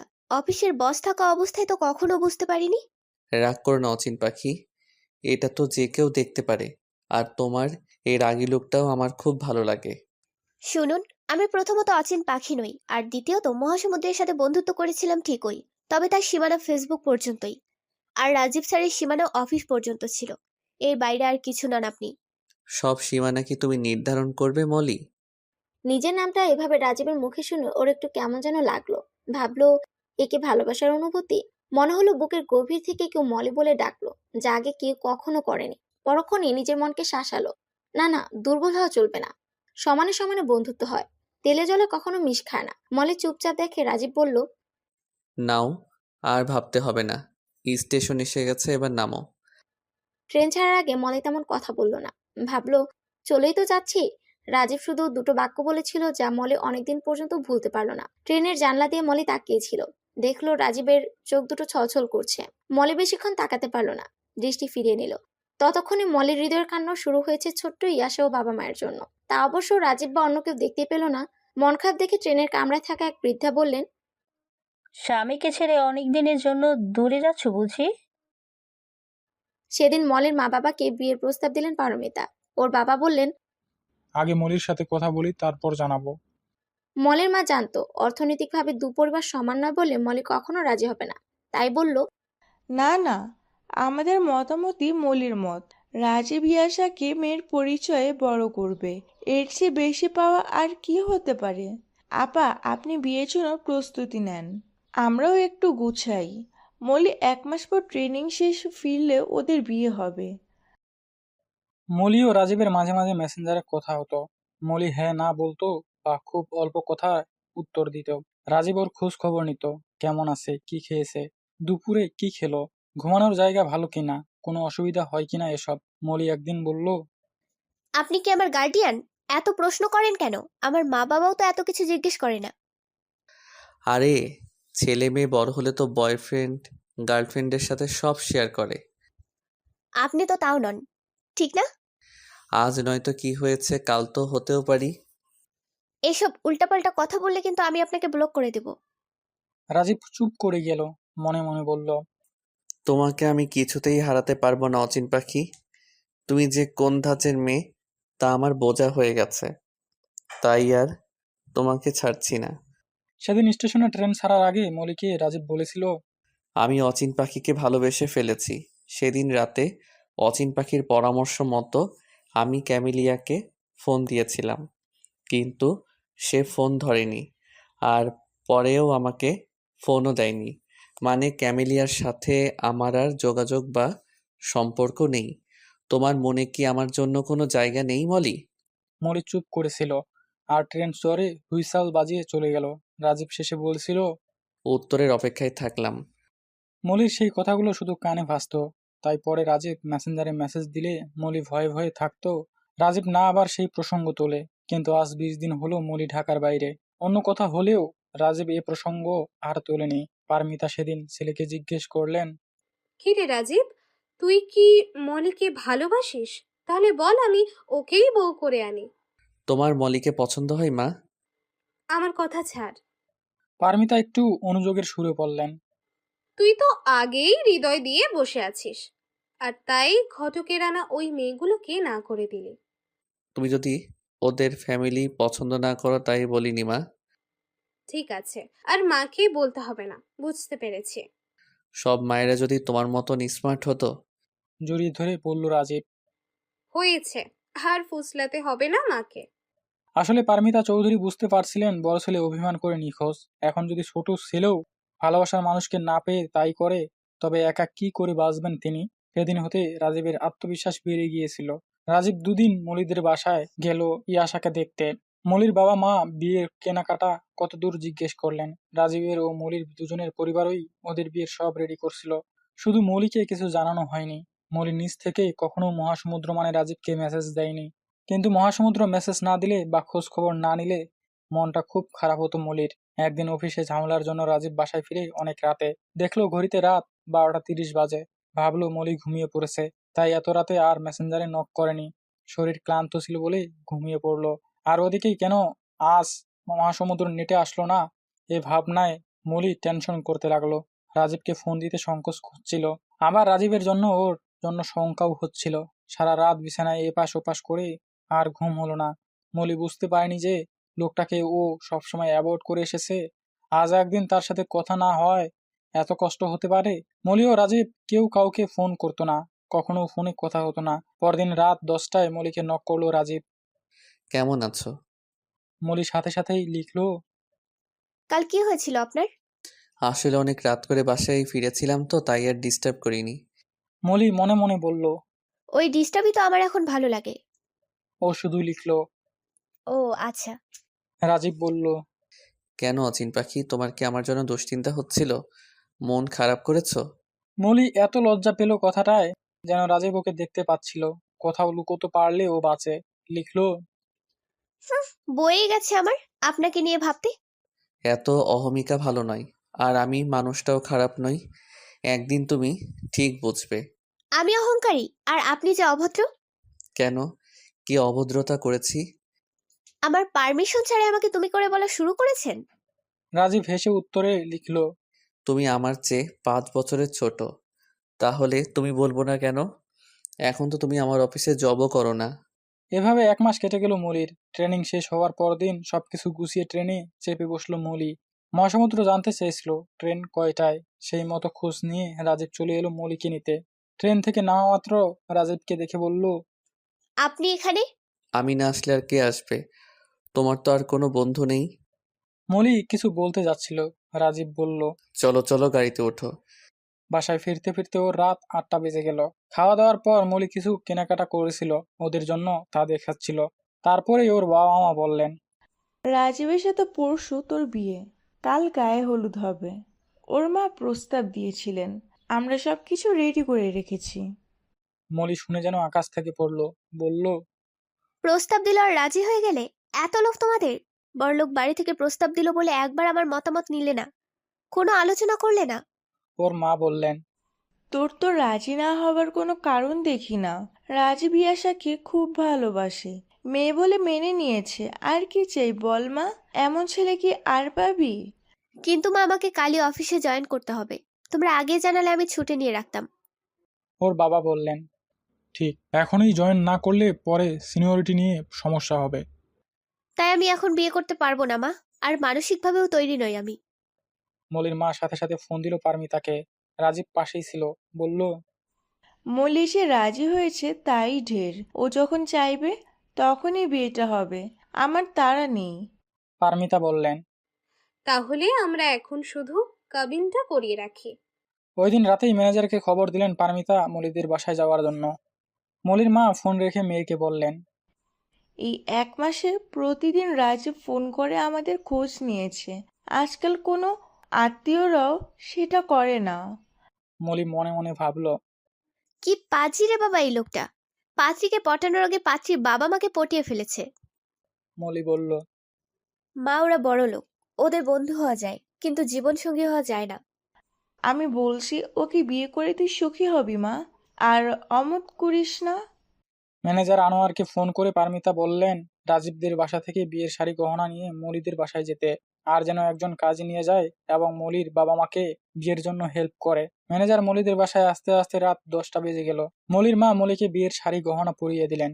রাত 11টায় ওদের বিয়ে হয়ে গেল। সাক্ষী থাকলেন রাজীবের ড্রাইভার আর ম্যানেজার আনোয়ার। 3 বছরের ইয়াশা টুকটুক করে কথা বলতে শিখেছে। সবাই যখন মিষ্টি মুখ করেছিল তখন রাজীবের কোলে বসে জিজ্ঞেস করলো। আজকে আম্মুর বিয়ে নানু? মলির মা বলল, হ্যাঁ, আজ থেকে তুমি আব্বু পেলে। আমার কবে বিয়ে হবে? আমিও এমন করে সাজবো। ওর কথায় সবাই হাসিতে ফেটে পড়ল। পারমিতা বারবার বলে গেলেন, মলি মামুনি ছুটিটা ম্যানেজ করতে পারলেই আমরা একটা ডেট দিয়ে ওকে তুলে নেব আর বড় অনুষ্ঠান করে সবাইকে দাওয়াত দেব। ওই দিন রাজীব আর মলির তেমন কথা হয়নি। দুজনেই টায়ার্ড ছিল। যে যার বাসায় ঘুমিয়ে পড়লো। পরদিনেই মলি রাজশাহী চলে গেল কাজে জয়েন করতে। ওদের দেশের বাড়ির ঠিকানা ছিল পাবনা, তাই পোস্টিং হলো রাজশাহী ডিভিশনে। রাজীব ফোন করে জিজ্ঞেস করলো। ঠিকভাবে পৌঁছেছে কিনা? রাতে মলিকে মেসেজ দিল রাজীব। লিখলো, কাল বউ সেজে খুব সুন্দর লাগছিল তোমাকে। মলি লিখলো, পাম দিবেন না, কালো মেয়েদের বউ সাজলে কেমন লাগে আমি জানি। কে বলেছে আমার বউ কালো? আপনি তো ফর্সা, আপনার পাশে আমায় কালোই লাগবে। লোকে বলবে রাজীবের বউ সুন্দর না। সবাইকে যে সুন্দরী হতে হবে এমন তো কথা নেই, সুন্দর হলেই হলো। আসল হলো মানুষের মন। কবে যে তোমাকে কাছে পাবো, বাসরাতের জন্য অপেক্ষা করছি। মলি লজ্জা পেয়ে বলল, আপনার কোনো লজ্জা নেই। বউয়ের কাছে লজ্জা কিসের? তোমাকে আর ইয়াশাকে খুব তাড়াতাড়ি বাসায় নিয়ে আসতে চাই। ইয়াশা আমাকে আব্বু আব্বু বলে ডাকবে আর এটা সেটা কিনে দেওয়ার আবদার করবে, আর তোমার আঁচল ধরে পেছনে ঘুরঘুর করবে। এসব উপভোগ করতে চাই সোনা পাখি। মলি এসব পড়ে আর হাসে। রাজীব লিখলো, আমি বুঝতে পারি মলি, তুমিও আমাকে ভালোবাসো, তবে মুখে স্বীকার করতে চাও না। একবার বলো না ভালোবাসি। 2 দিন পর পারমিতা মলির মাকে ফোন করে বললেন, বিয়ান, আজ ইয়াশাকে নিয়ে বাসায় বেড়াতে আসেন। বৌমাকে কাছেই পেলাম না। আমাদের দুই পরিবারের মধ্যে আন্তরিকতা বাড়ানো দরকার, তাহলে পরেই আশা এখানে থাকলেও সহজে অ্যাডজাস্ট করতে পারবে। মলির মাও ভাবলেন পারমিতার কথায় যুক্তি আছে, তাই ইয়াশাকে নিয়ে গেলেন ওদের বাড়িতে। পারমিতার বেডরুমেই বসালেন। রাজীবের বাবার ছবি দেখে জানতে চাইলেন কিভাবে মারা গেলেন। পারমিতা মলির মাকে পুরনো অ্যালবাম নামিয়ে দেখতে দিলেন আর বললেন, ছবি দেখতে থাকেন, আমি একটু চা করে আনি। মলির মা প্রথমে রাজীবদের ছোটবেলার ছবি দেখছিলেন, পরে একটা নতুন অ্যালবাম নিয়ে দেখা শুরু করলেন। প্রথম ছবিটা দেখে উনি স্তব্ধ হয়ে গেলেন। রাজীব ও সজীব 2 ভাই কাঁধে হাত দিয়ে দাঁড়ানো। পারমিতা কাজের বুয়াকে বুঝিয়ে এসেছিল কি কি নাস্তা দিবে। মলির মাকে জিজ্ঞেস করলো। কি হয়েছে আপা? সজীবের ছবি দেখিয়ে পারমিতা বললেন। ও আমাদের বড় ছেলে সজীব। ততক্ষণে মলির মা বসা থেকে উঠে দাঁড়িয়েছেন। বললেন, আগে তো বলেননি রাজীবের বড় ভাই আছে, এখন ও কোথায়? পারমিতা বললেন, আসলে ও থেকেও নেই। মানে? 5 বছর আগে এক গরিব স্কুল মাস্টারের মেয়েকে বিয়ে করায় ওর বাবা বাড়ি থেকে বের করে দেয়। তারপর আর কোনো খোঁজ পায়নি। সজীবও আর যোগাযোগ করেনি। রাজীব গত 3 বছর অনেক খুঁজেছে, কিন্তু পায়নি। মলির মা বললেন, তার মানে আমার বড় মেয়ে জলিকে বিয়ে করেছিল আপনার ছেলে সজীব? কি কি বললেন আপনি? তার মানে আমার ছেলে মারা গেছে আর কোনোদিন দেখতে পাবো না ছেলেটাকে? আপনারা কেমন বাবা মা বলুন তো? ছেলের ফ্যামিলি সম্পর্কে জানেন না, কিছু আর মেয়েকে বিয়ে দিয়ে দিলেন। আমরা বিয়ে দিতে চাইছিলাম না। তাহলে কি করে হলো বিয়েটা? আসলে ওই দিন অন্য একটা ছেলের সাথে জলের বিয়ের আয়োজন করি আমরা, কিন্তু বরপক্ষ দুপুর করে বিকেল হয়ে যায়, তাও এলো না। জলের বাবা ফোন দিয়ে বলে ছেলের বাপ আগে কিছু জানতো না, হঠাৎ করে বিদেশ থেকে এসেছে। এখন বলেছেন এই গরিব মাস্টারের ঘরের মেয়েকে নিবে না, তাই ওরা বিয়ে করতে আসবে না। কান্নার রোল পড়ে গেল বাড়িতে। জলির বাবা এক ছাত্র ছিল সজীবের বন্ধু। মলির বাবার প্রথম হার্ট অ্যাটাক তখনই হয়েছিল। এই অবস্থা থেকে সজীব বলে বসলো, আপনারাও জুলি রাজি থাকলে আমি জুলিকে বিয়ে করতে পারি। আমি আর ওর বাবা বললাম, তোমার পরিবারকে এখানে আসতে বলো, তারপর বিয়ে হবে। সজীব বলল, আমি বড় ছেলে তো, বাবা মা আমাকে খুব ভালোবাসে, তাই কোনো অসুবিধা হবে না। উপস্থিত সবাই বললেন, ওর বাবা মাকে এখন জানালেও আসতে দেরি হবে।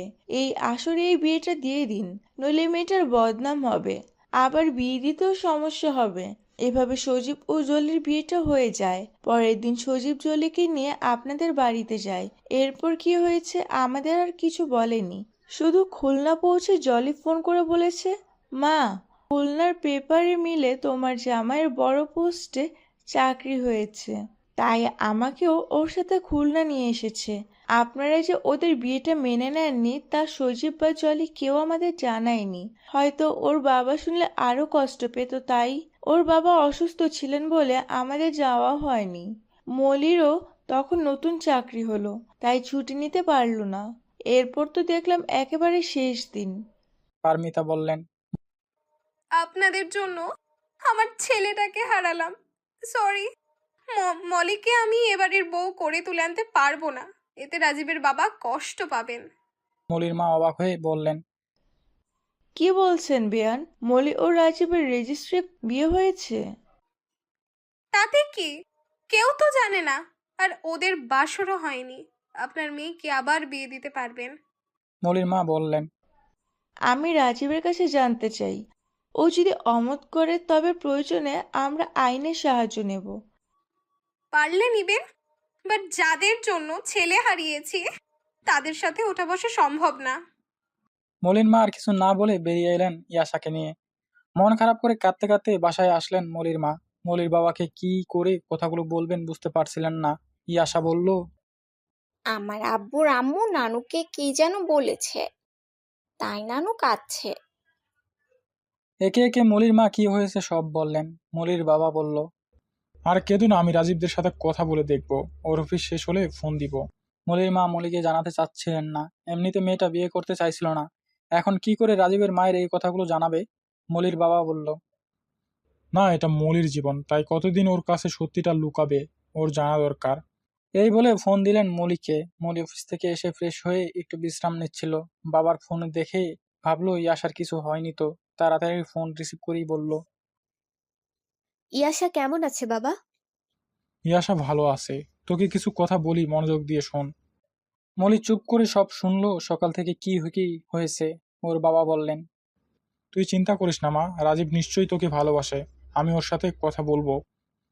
ফোন রেখে মলি ভাবতে লাগলো, মা যে কেন রাজীবকে প্রশ্রয় দিল, না হলে আজ ওদের বিয়েটাও হতো না, আর কষ্টও পাওয়া লাগতো না। মায়ের আর দোষ কি? মেয়ে বিয়ে দেওয়ার জন্য আগপিছ না ভেবে বিয়ে দিয়ে দিল। মলি মনে করলো রাজীব আগে থাকতে বুঝতে পেরেছিল মলির বড় বোনের সাথে রাজীবের বড় ভাইয়ের বিয়ে হয়েছিল, তাই প্রতিশোধ নিতে রাজীব মনির জীবনটা নষ্ট করলো। নইলে তার মতো গরিবের ঘরের মেয়েকে কেন মেনে নিলেন ওর মা? ভাগ্যিস ওরা একসঙ্গে থাকেনি, নইলে মলির আরও কষ্ট হতো। মলি রেগে গিয়ে তখনই ফেসবুক অন করে মহাসমুদ্রকে ব্লক করে দিল। ফোনটা বন্ধ করতে চেয়েছিল, কিন্তু পারলো না। এই ভেবে বাবা মা ফোনে না পেলে টেনশন করবে, ভাবলো ফোন নম্বর চেঞ্জ করে বাবা মাকে জানিয়ে দিবে। ওদিকে রাজীব বাসায় ফিরলো সন্ধ্যা 7টায়। গাড়িতে বসে চেক করলো মলি কোনো মেসেজ দিছে কিনা। দেখলো না, দেয়নি। গত দুদিন দুপুরের দিকে মেসেজ দিয়েছিল মলি রাজীবকে দুপুরে, রাজীব লাঞ্চ করেছে কিনা। কাল রাতে রাজীব বলেছিল আজ বিদেশি বায়ারদের সাথে মিটিং আছে, তাই ফোন ধরতে পারবে না। এজন্য কি রাগ করলো?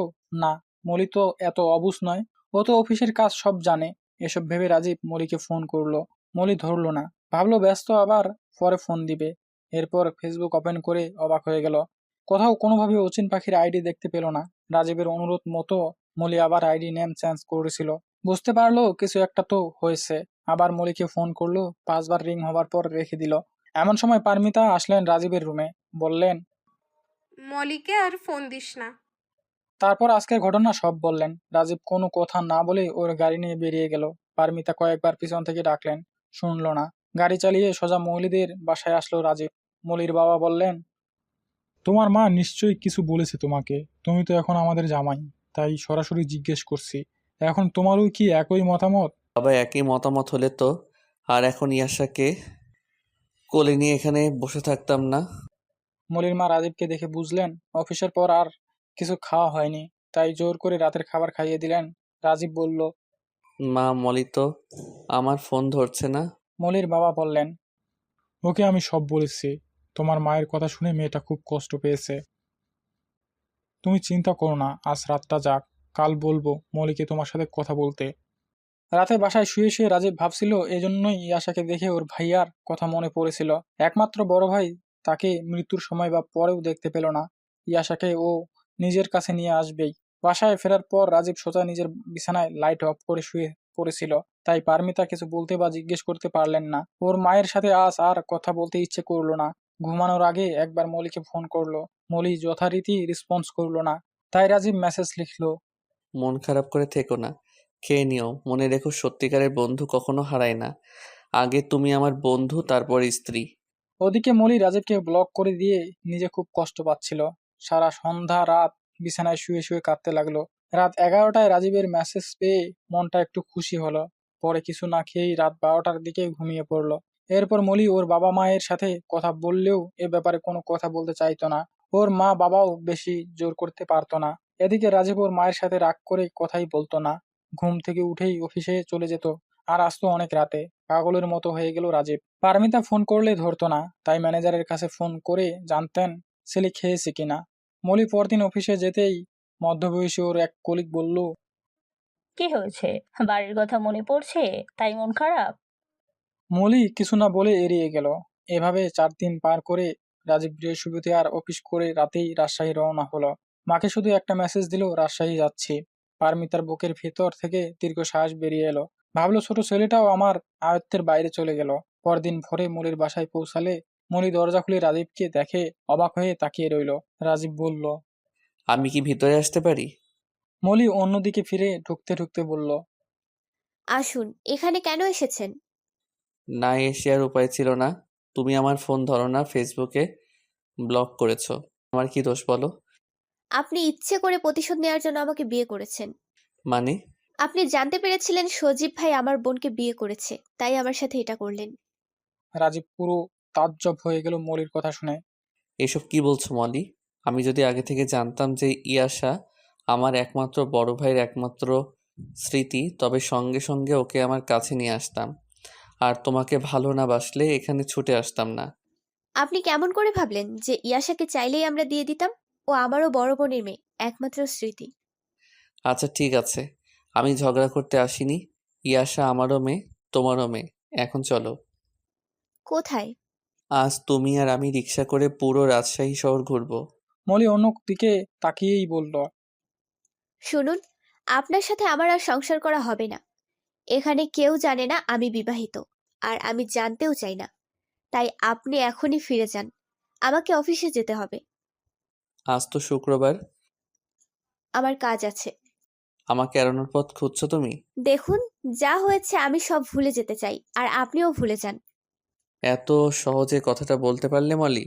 আমার যে এই 4 দিন কি অবস্থা হয়েছে তুমি জানো না।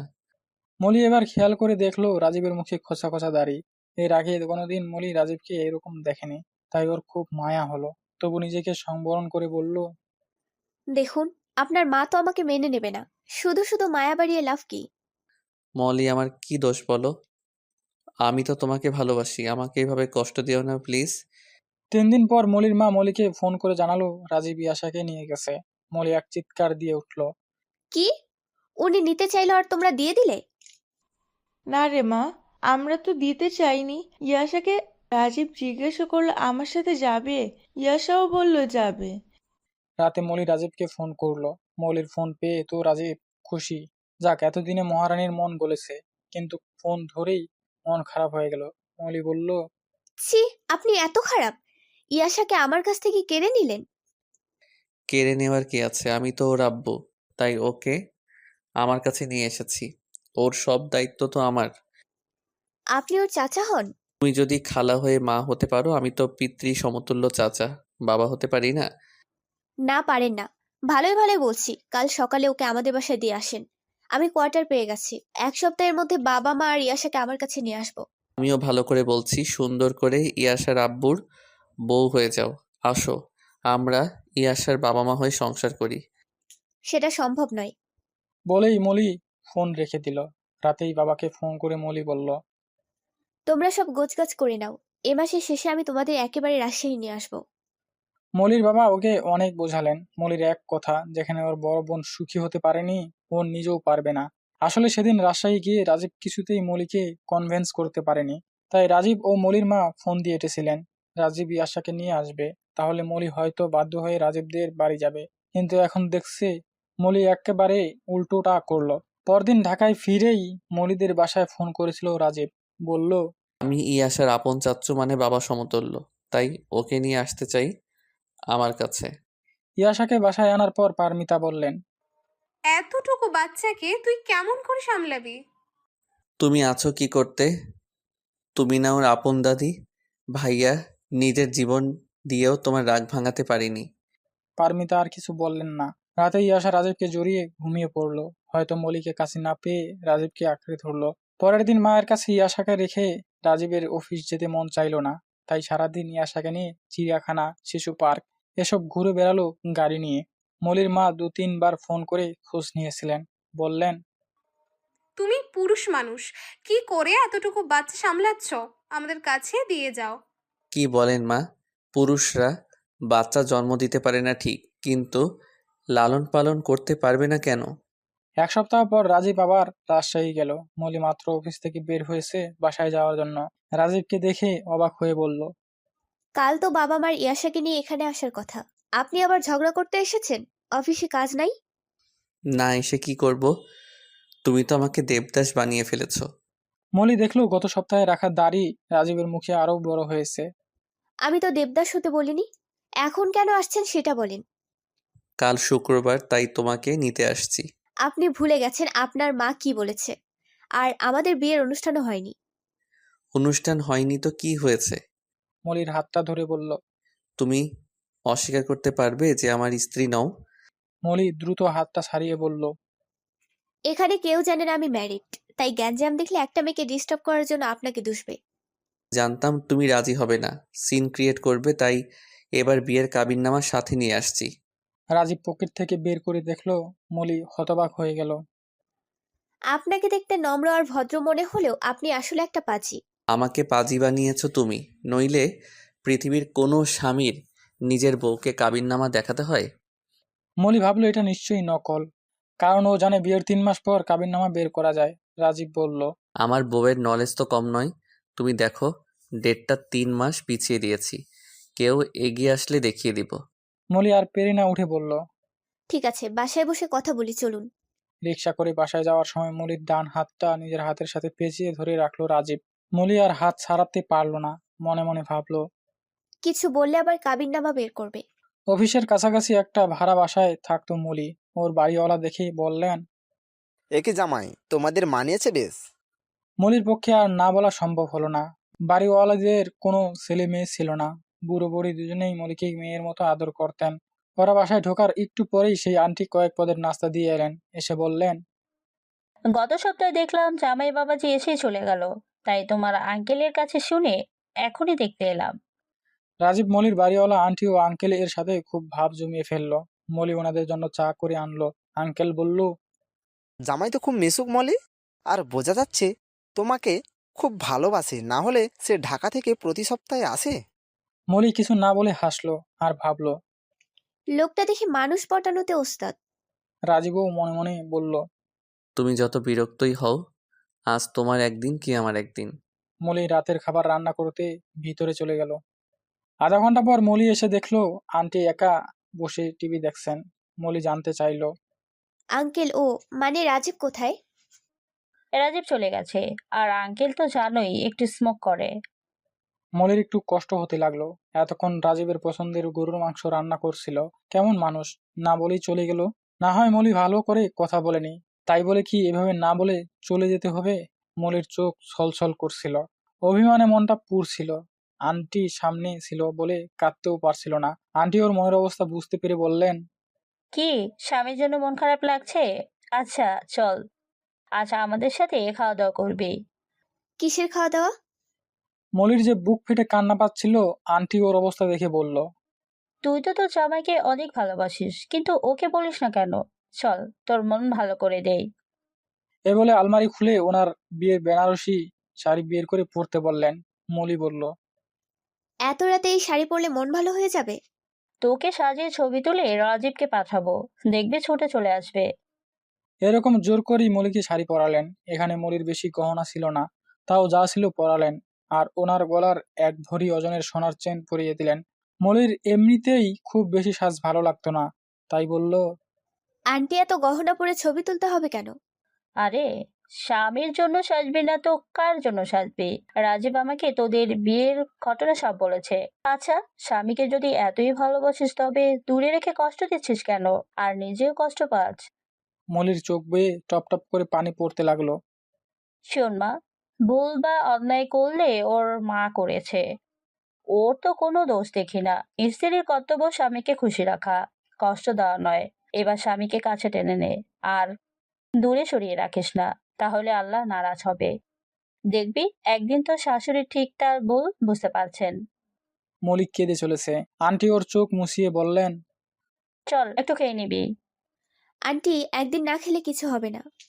এতদিন স্বামীর বের হয়ে ব্যাচেলর থেকে অনেক উপোস করেছো, এখন আমি তা হতে দিতে পারি না। মলি 3 তলা ভাড়া নিয়েছিল, আর আন্টিরা 2 তলায়। মলিকে নিয়ে গেলেন দোতলায়। একটি রুমে ঢুকিয়ে বললেন, রাজীব, এই নাও তোমার মলি। ডিম লাইটের আলোয় মলি দেখল বিছানাতে গোলাপ ফুলের পাপড়ি দিয়ে লাপ তৈরি করা, আর চারপাশে গাঁদা ফুলের পাপড়ি ছড়ানো। খাটের স্ট্যান্ডের চারপাশে গাজরা ফুলের মালা ঝুলানো। পুরো রুমটাতে একটা স্নিগ্ধ সুবাস, কি এক মাদকতায় ছড়ানো। ভাবছিল আন্টি কখন এসব করলো। রাজীবকে দেখে বুঝলো ও চলে যায়নি। রাজীব কাছে এসে ওকে খাটে বসালো। মলি বলল, আমি খুব সরি।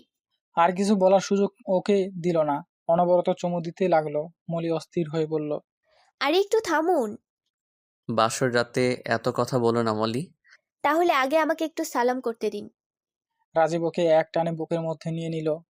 এতদিন অনেক কষ্ট দিয়েছ, আজ তার শাস্তি দিব।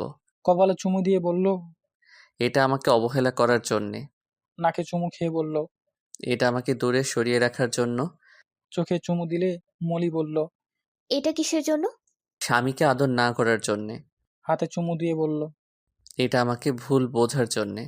আচ্ছা, এবার মাফ করে দিন। না, কোনো মাফ নাই। আজ সব কিছু শোধ তুলব। এই বলে মলির ঠোঁট চেপে ধরলো। মলির কি আর ধরা না দিয়ে উপায় আছে? সকালে প্রথমে মলির ঘুম ভাঙলো। সরানো ছিটানো কাপড় নিয়ে গেল গোসলে। রুমের সাথেই অ্যাটাচ বাথরুম ছিল।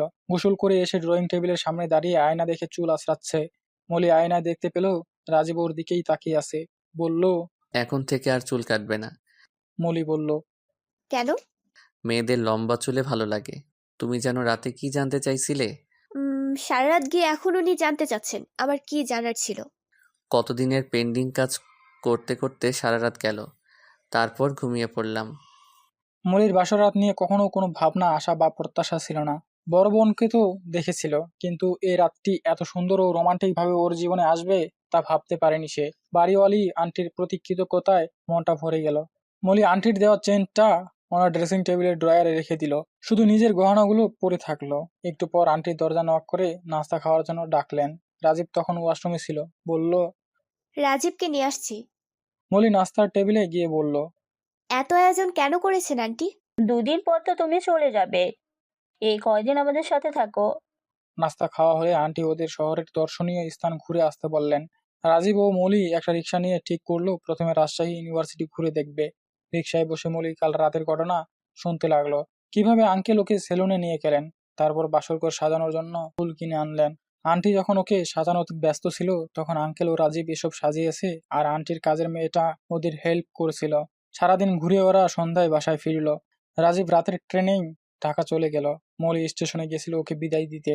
যতক্ষণ ট্রেন দেখা গেল, মলি তাকিয়ে রইল। ওর মনে হলো ওর মনটা বুঝি ওর সাথে নাই, রাজীবের সাথে ঢাকা চলে যাচ্ছে। বাসায় ফিরতে ফিরতে মলি ভাবছিল, এটাই বুঝি স্বামী স্ত্রীর সম্পর্ক। বিয়ের পর এক মুহূর্তেও আলাদা থাকা কষ্টকর। ট্রেনে বসে রাজীবেরও কষ্ট হচ্ছিল, কিন্তু কি আর করা, অফিস বাদ দিয়ে তো রাজশাহী থাকা যাবে না। ও মলিকে মেসেজ দিল। মন খারাপ করে থেকো না, খুব দ্রুত তোমাকে ট্রান্সফার করিয়ে ঢাকা নিয়ে আসবো। অফিস সময়ের বাইরে মলির সময় কাটতো আন্টির কাজের মেয়ে শিউলিকে নিয়ে। শিউলি ছিল আন্টির এক গরিব প্রতিবেশীর মেয়ে। ওর মা মারা যাওয়ার পর বাবা আবার বিয়ে করে। সৎ মা এর অত্যাচার সইতে না পেরে এই আন্টিকে এসে বলেছিল, আমারে ঢাকা নিবেন খালাম্মা, মানুষের বাসায় কাম নিমু। আন্টি ওর বাবাকে বললে খুব সহজেই রাজি হয়ে যায়। সেই থেকে আন্টির সাথে আসে। ও মলিকে আপা বলে ডাকতো। মলির চুল আশ্রে বেঁধে দিত। মলিরও মেয়েটার প্রতি মায়া পড়ে গেল। শিউলি নাকি ক্লাস 8 পর্যন্ত পড়েছিল, তাই মলি ওকে উন্মুক্ততে ক্লাস 9-এ ভর্তি করে দিল। আঙ্কেল আন্টি বললেন, আমাদের মাথায় তো এমন আইডিয়া আসেনি। তুই খুব ভালো করেছিস মলি। আমি ওর সাথে কথা বলে বুঝেছি পড়ায় মেয়েটার আগ্রহ আছে, আর ছাত্রীও খারাপ না। এর 2 মাস পর মলি টের পেল ও মা হতে চলেছে। একদিন সকালে বাড়িওয়ালি আন্টি বললেন, মলি, তোমার মুখটা এত ফোলা লাগছে কেন? রাতে ঘুম হয়নি? কদিন থেকে কেমন অস্থির লাগছে, আর খেতে পারছি না। পরদিনই মলি কনফার্ম হলো। প্রথমে আন্টিকে জানালো, তারপর বাবা মাকে জানালেন আন্টি। রাজীবকে ফোন করে মলি চুপ করে আসতে দেখে আন্টি ফোনটা হাতে নিয়ে বললেন, রাজীব, সুখবর আছে, তুমি এবার বাবা হবে। মিষ্টি খাও। খাওয়াবো আন্টি, খাওয়াবো। রাজীব তখন অফিসে ছিল। তাড়াতাড়ি বের হয়ে অনেক মিষ্টি কিনে মলিদের বাসায় অর্ধেক রেখে গেল নিজের বাসায়। মাকে প্রথমে খবরটা দিল, আর কাজের লোক দারোয়ান সবাইকে ডেকে বলল, সবাই মিষ্টি খাও। পারমিতা মিষ্টি খাওয়া তো দূরের কথা, এ খবর পেয়ে উল্টো খাওয়া বন্ধ করে আরও অসুস্থ হয়ে পড়লেন। রাজীব এতদিন রাগ করে মায়ের সাথে কথা বলতো না, আজ খুশি হয়ে মাকে খবরটা জানালো। মাকে বোঝাতে লাগলো, মা, তুমি তো মলিকে পছন্দ করে আমাকে বিয়ে করালে। বিয়ের আগেও তো ওকে অনেক স্নেহ করতে। তুমি তো জানো মলি কতটা ভালো মেয়ে। ওর কি দোষ? এটাই ওদের ফ্যামিলিতে আমার বড় ভাই বিয়ে করেছিল। ভেবে দেখো, তোমাদের ছেলে স্বেচ্ছায় বিয়ে করেছিল, ওনারা জোর করেননি। পারমিতা নির্বিকার হয়ে রইলেন। রাজীব রাতে মলিকে ফোনে বলল, তোমার এখন আর জার্নি করে ঢাকা আসার দরকার নেই, আমি রাজশাহী আসবো। আর আন্টি বলেছে তোমাকে ডক্টর দেখাতে। আমি বৃহস্পতিবার আসবো, তখন নিয়ে যাব। পরের দিন আবার ক্লিনিকে নিতে হলো রাজীবের মাকে। ওদের পরিচিত ফ্যামিলি ডক্টরকে সব খুলে বলল রাজীব। ডক্টর আঙ্কেল বললেন, দেখি আমি তোমার মায়ের সাথে কথা বলবো। পারমিতা একটু সুস্থ হলে ডাক্তার বললেন, ভাবি, শুনলাম মলি এখন সন্তান সম্ভবা। এবার বৌমাকে তুলে নিয়ে আসেন, আর এতে রাজীবের বাবার আত্মাও শান্তি পাবে। এ সময় রাজীবের বৌমার পাশে থাকা দরকার। ওরা দুজনেই তো আলাদা থেকে কষ্ট পাচ্ছে। এই 2 মাসের মধ্যে মলি ঢাকা এসে একবার বাবা মায়ের কাছে থেকেছে। রাজীব অনেক বুঝিয়েও রাজীবের বাসায় নিতে পারেনি। মলি বলেছে, যেদিন মা আমাকে মেনে নেবেন সেদিনই আমি বাসায় যাব। রাজীব মলি ঢাকা ট্রান্সফারের চেষ্টা করছিল, কিন্তু 1 বছরের আগে কিছুতেই সম্ভব হবে না। রাজীব মলিকে বলেছিল ছুটি নিতে আর রাজীবের সাথে ঢাকা যাওয়ার জন্য, কিন্তু মলি রাজি হয়নি। বলেছে, যতদিন শরীরে কুলোবে চাকরিটা করে যেতে চাই। বাড়িওয়ালি আঙ্কেল আন্টিও বললেন, মলি আমাদের কাছে মেয়ের মতন থাকবে। তুমি ভেবো না যে ও এখানে একা রয়েছে। একদিন রাজীব মলিকে দুঃখ করে বলল, বিয়ের পর তোমায় নিয়ে হানিমুনে যাওয়াও হলো না। এই রাজশাহীতে আমাদের বাসর হলো, আর হানিমুন হয়নি কে বলেছে? পুরো রাজশাহী তো আমাদের বেড়ানো হয়ে গেছে। রাজীবের বিয়ের 6 মাস হয়ে গেল, আর ইয়াশার এখন 3.5 বছর। ইয়াশা মাঝে মধ্যেই মলির কাছে যেতে চাইতো, তাই এবার রাজীবের সাথে মলির বাবা মাও মলিকে দেখতে এলেন।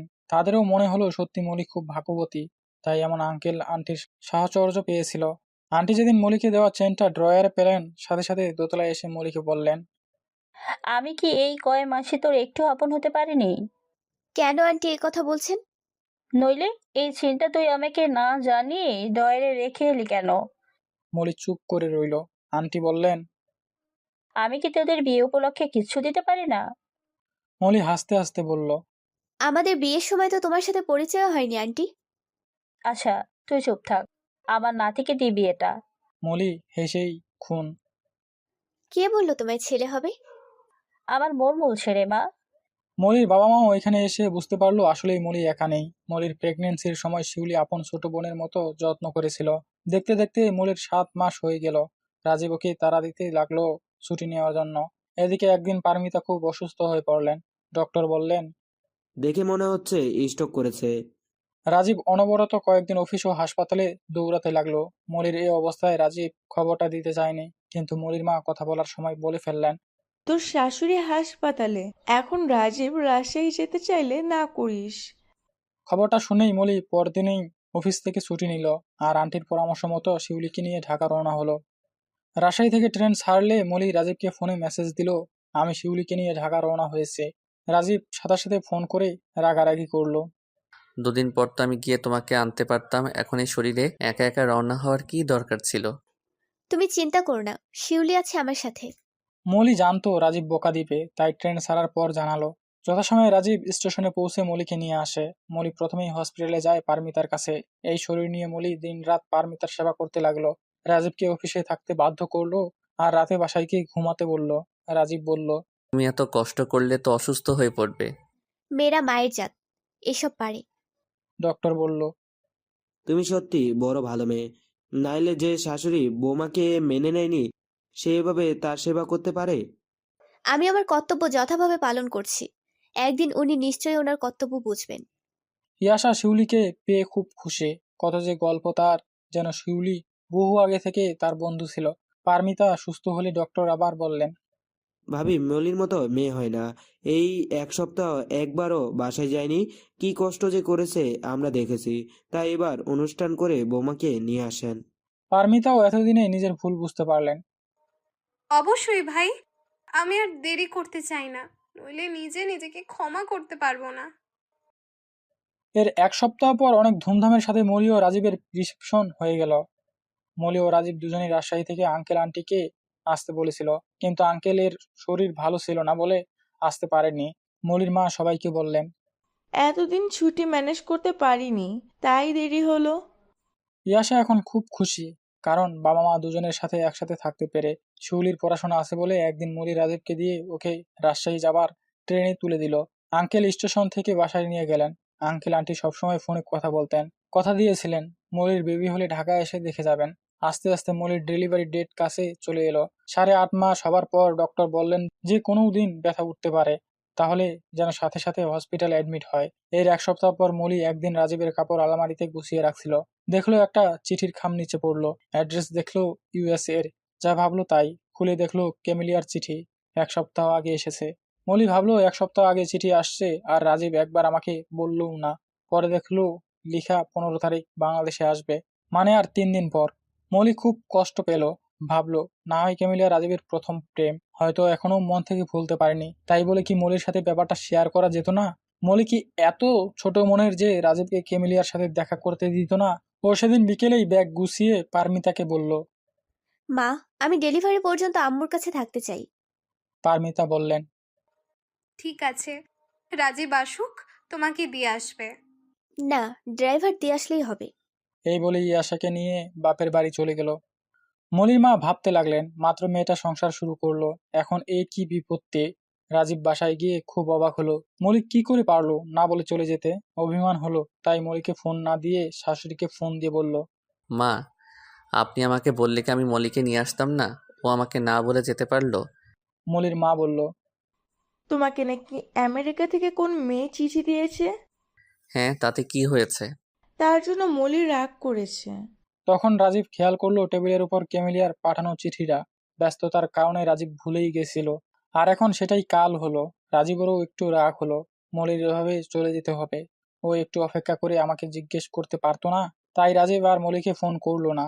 মলি ও ইয়াশা দুজনকে মিস করতে করতে রাতে ঘুমিয়ে পড়লো।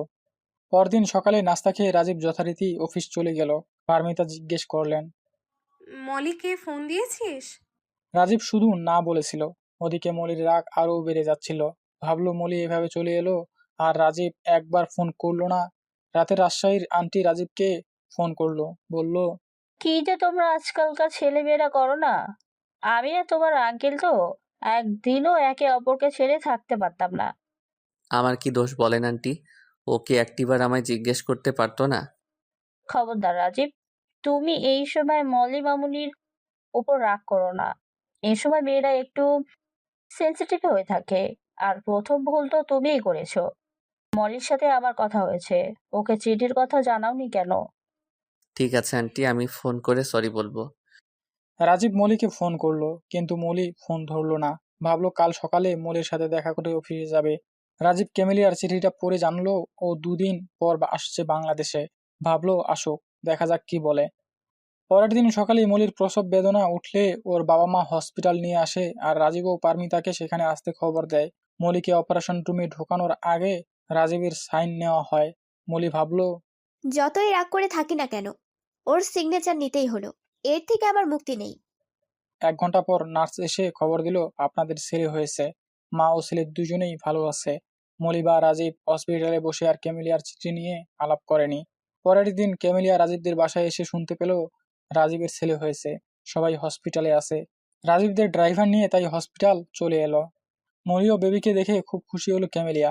পারমিতার সাথেও এত সুন্দর করে কথা বলল যেন কতদিনের চেনা। ঈশাকে কোলে নিয়ে আর নামাতেই চাইছে না। সবাই ভাবছে এই বিদেশিনী এতদিন পরে কি চায়। পরে রাজীব বলল, তুমি তো লং জার্নি করে আসলে, টায়ার্ড, এখন বাসায় গিয়ে রেস্ট করো। ক্যামেলিয়া বলল। না, এখানে একটু চা কফি খেতে চাই। রাজীব তাই ওকে নিয়ে হসপিটালের টপ ফ্লোরে ক্যান্টিনে গিয়ে বসলো। প্রায় 1 ঘন্টা পর রাজীব ক্যামেলিয়াকে গাড়িতে তুলে দিয়ে মলিদের কাছে এলো। পারমিতা বললেন, কি রে বাবা, হঠাৎ করে ও কেন এলো? কি চায়? রাজীব উত্তরে যা বলল তা শোনার জন্য কেউ প্রস্তুত ছিল না। রাজীব ওকে জিজ্ঞেস করেছিল যে সেদিন কেন ফোন ধরেনি বা পরেও কেন ব্যাক করেনি। ক্যামেলিয়া বলল সেদিন বাংলাদেশের কোড দেখে মনে হয়েছিল রাজীব, তাই ইচ্ছে করে ফোন ধরেনি। আজ 2 বছর ধরে ও ক্যান্সারজনিত রোগে ভুগছে এবং লড়ছে। ফেসবুকে রাজীবের সাথে ইয়াশা ও মোরের ছবি দেখে বুঝতে পারে রাজীব বিয়ে করেছে, তাই শেষবারের মতো দেখা করতে এসেছে। হসপিটালের সেই কেবিনে বসা প্রতিটি মানুষ স্তব্ধ হয়ে গেল। রাজীব বলল, ডক্টর ওকে সময় বেঁধে দিয়েছেন আর 1 মাস। মলির মা বলল, মেয়েটাকে দেখে তো বোঝা যায় না যে এত বড় রোগ নিয়ে ঘুরছে। কিছু ক্যান্সার এরকম হয়, বাহির থেকে কিছু বোঝা যায় না। মলির নিজেকে খুব ছোট মনে হতে লাগলো। সবাই চলে গেলে বিকেলে রাজীবকে একা পেয়ে মলি বলল, আসলে আমি তোমাকে ক্যামিলিয়ার চেয়ে বেশি ভালোবাসতে পারিনি। ও তোমাকে প্রকৃত ভালোবাসে বলেই সেদিন ফোন ধরেনি বা পরেও যোগাযোগ করেনি। আসলে মলি, আমি ব্যস্ততার কারণে তোমাকে বলতে মনে ছিল না, তবে তুমি একটু খেয়াল করলে বুঝতে পারতে যে চিঠিটা তখনও খোলাই হয়নি। মলি নিজের ভুল বুঝতে পেরে কাঁদতে লাগলো। রাজীব বলল, এই আমি কানে ধরলাম, আর কিছু তোমাকে না বলে ভুল করব না। ও মলি তখন আরও বেশি কাঁদতে লাগলো। আমি যতই ভুল করি আমাকে ছেড়ে দিও না। আমি তোমার কাছে সারা জীবন থাকতে চাই। আমাকে আগলে রেখে দিও তোমার বুকের মাঝে। ওকে আমার মায়াবতী বউ। সমাপ্ত।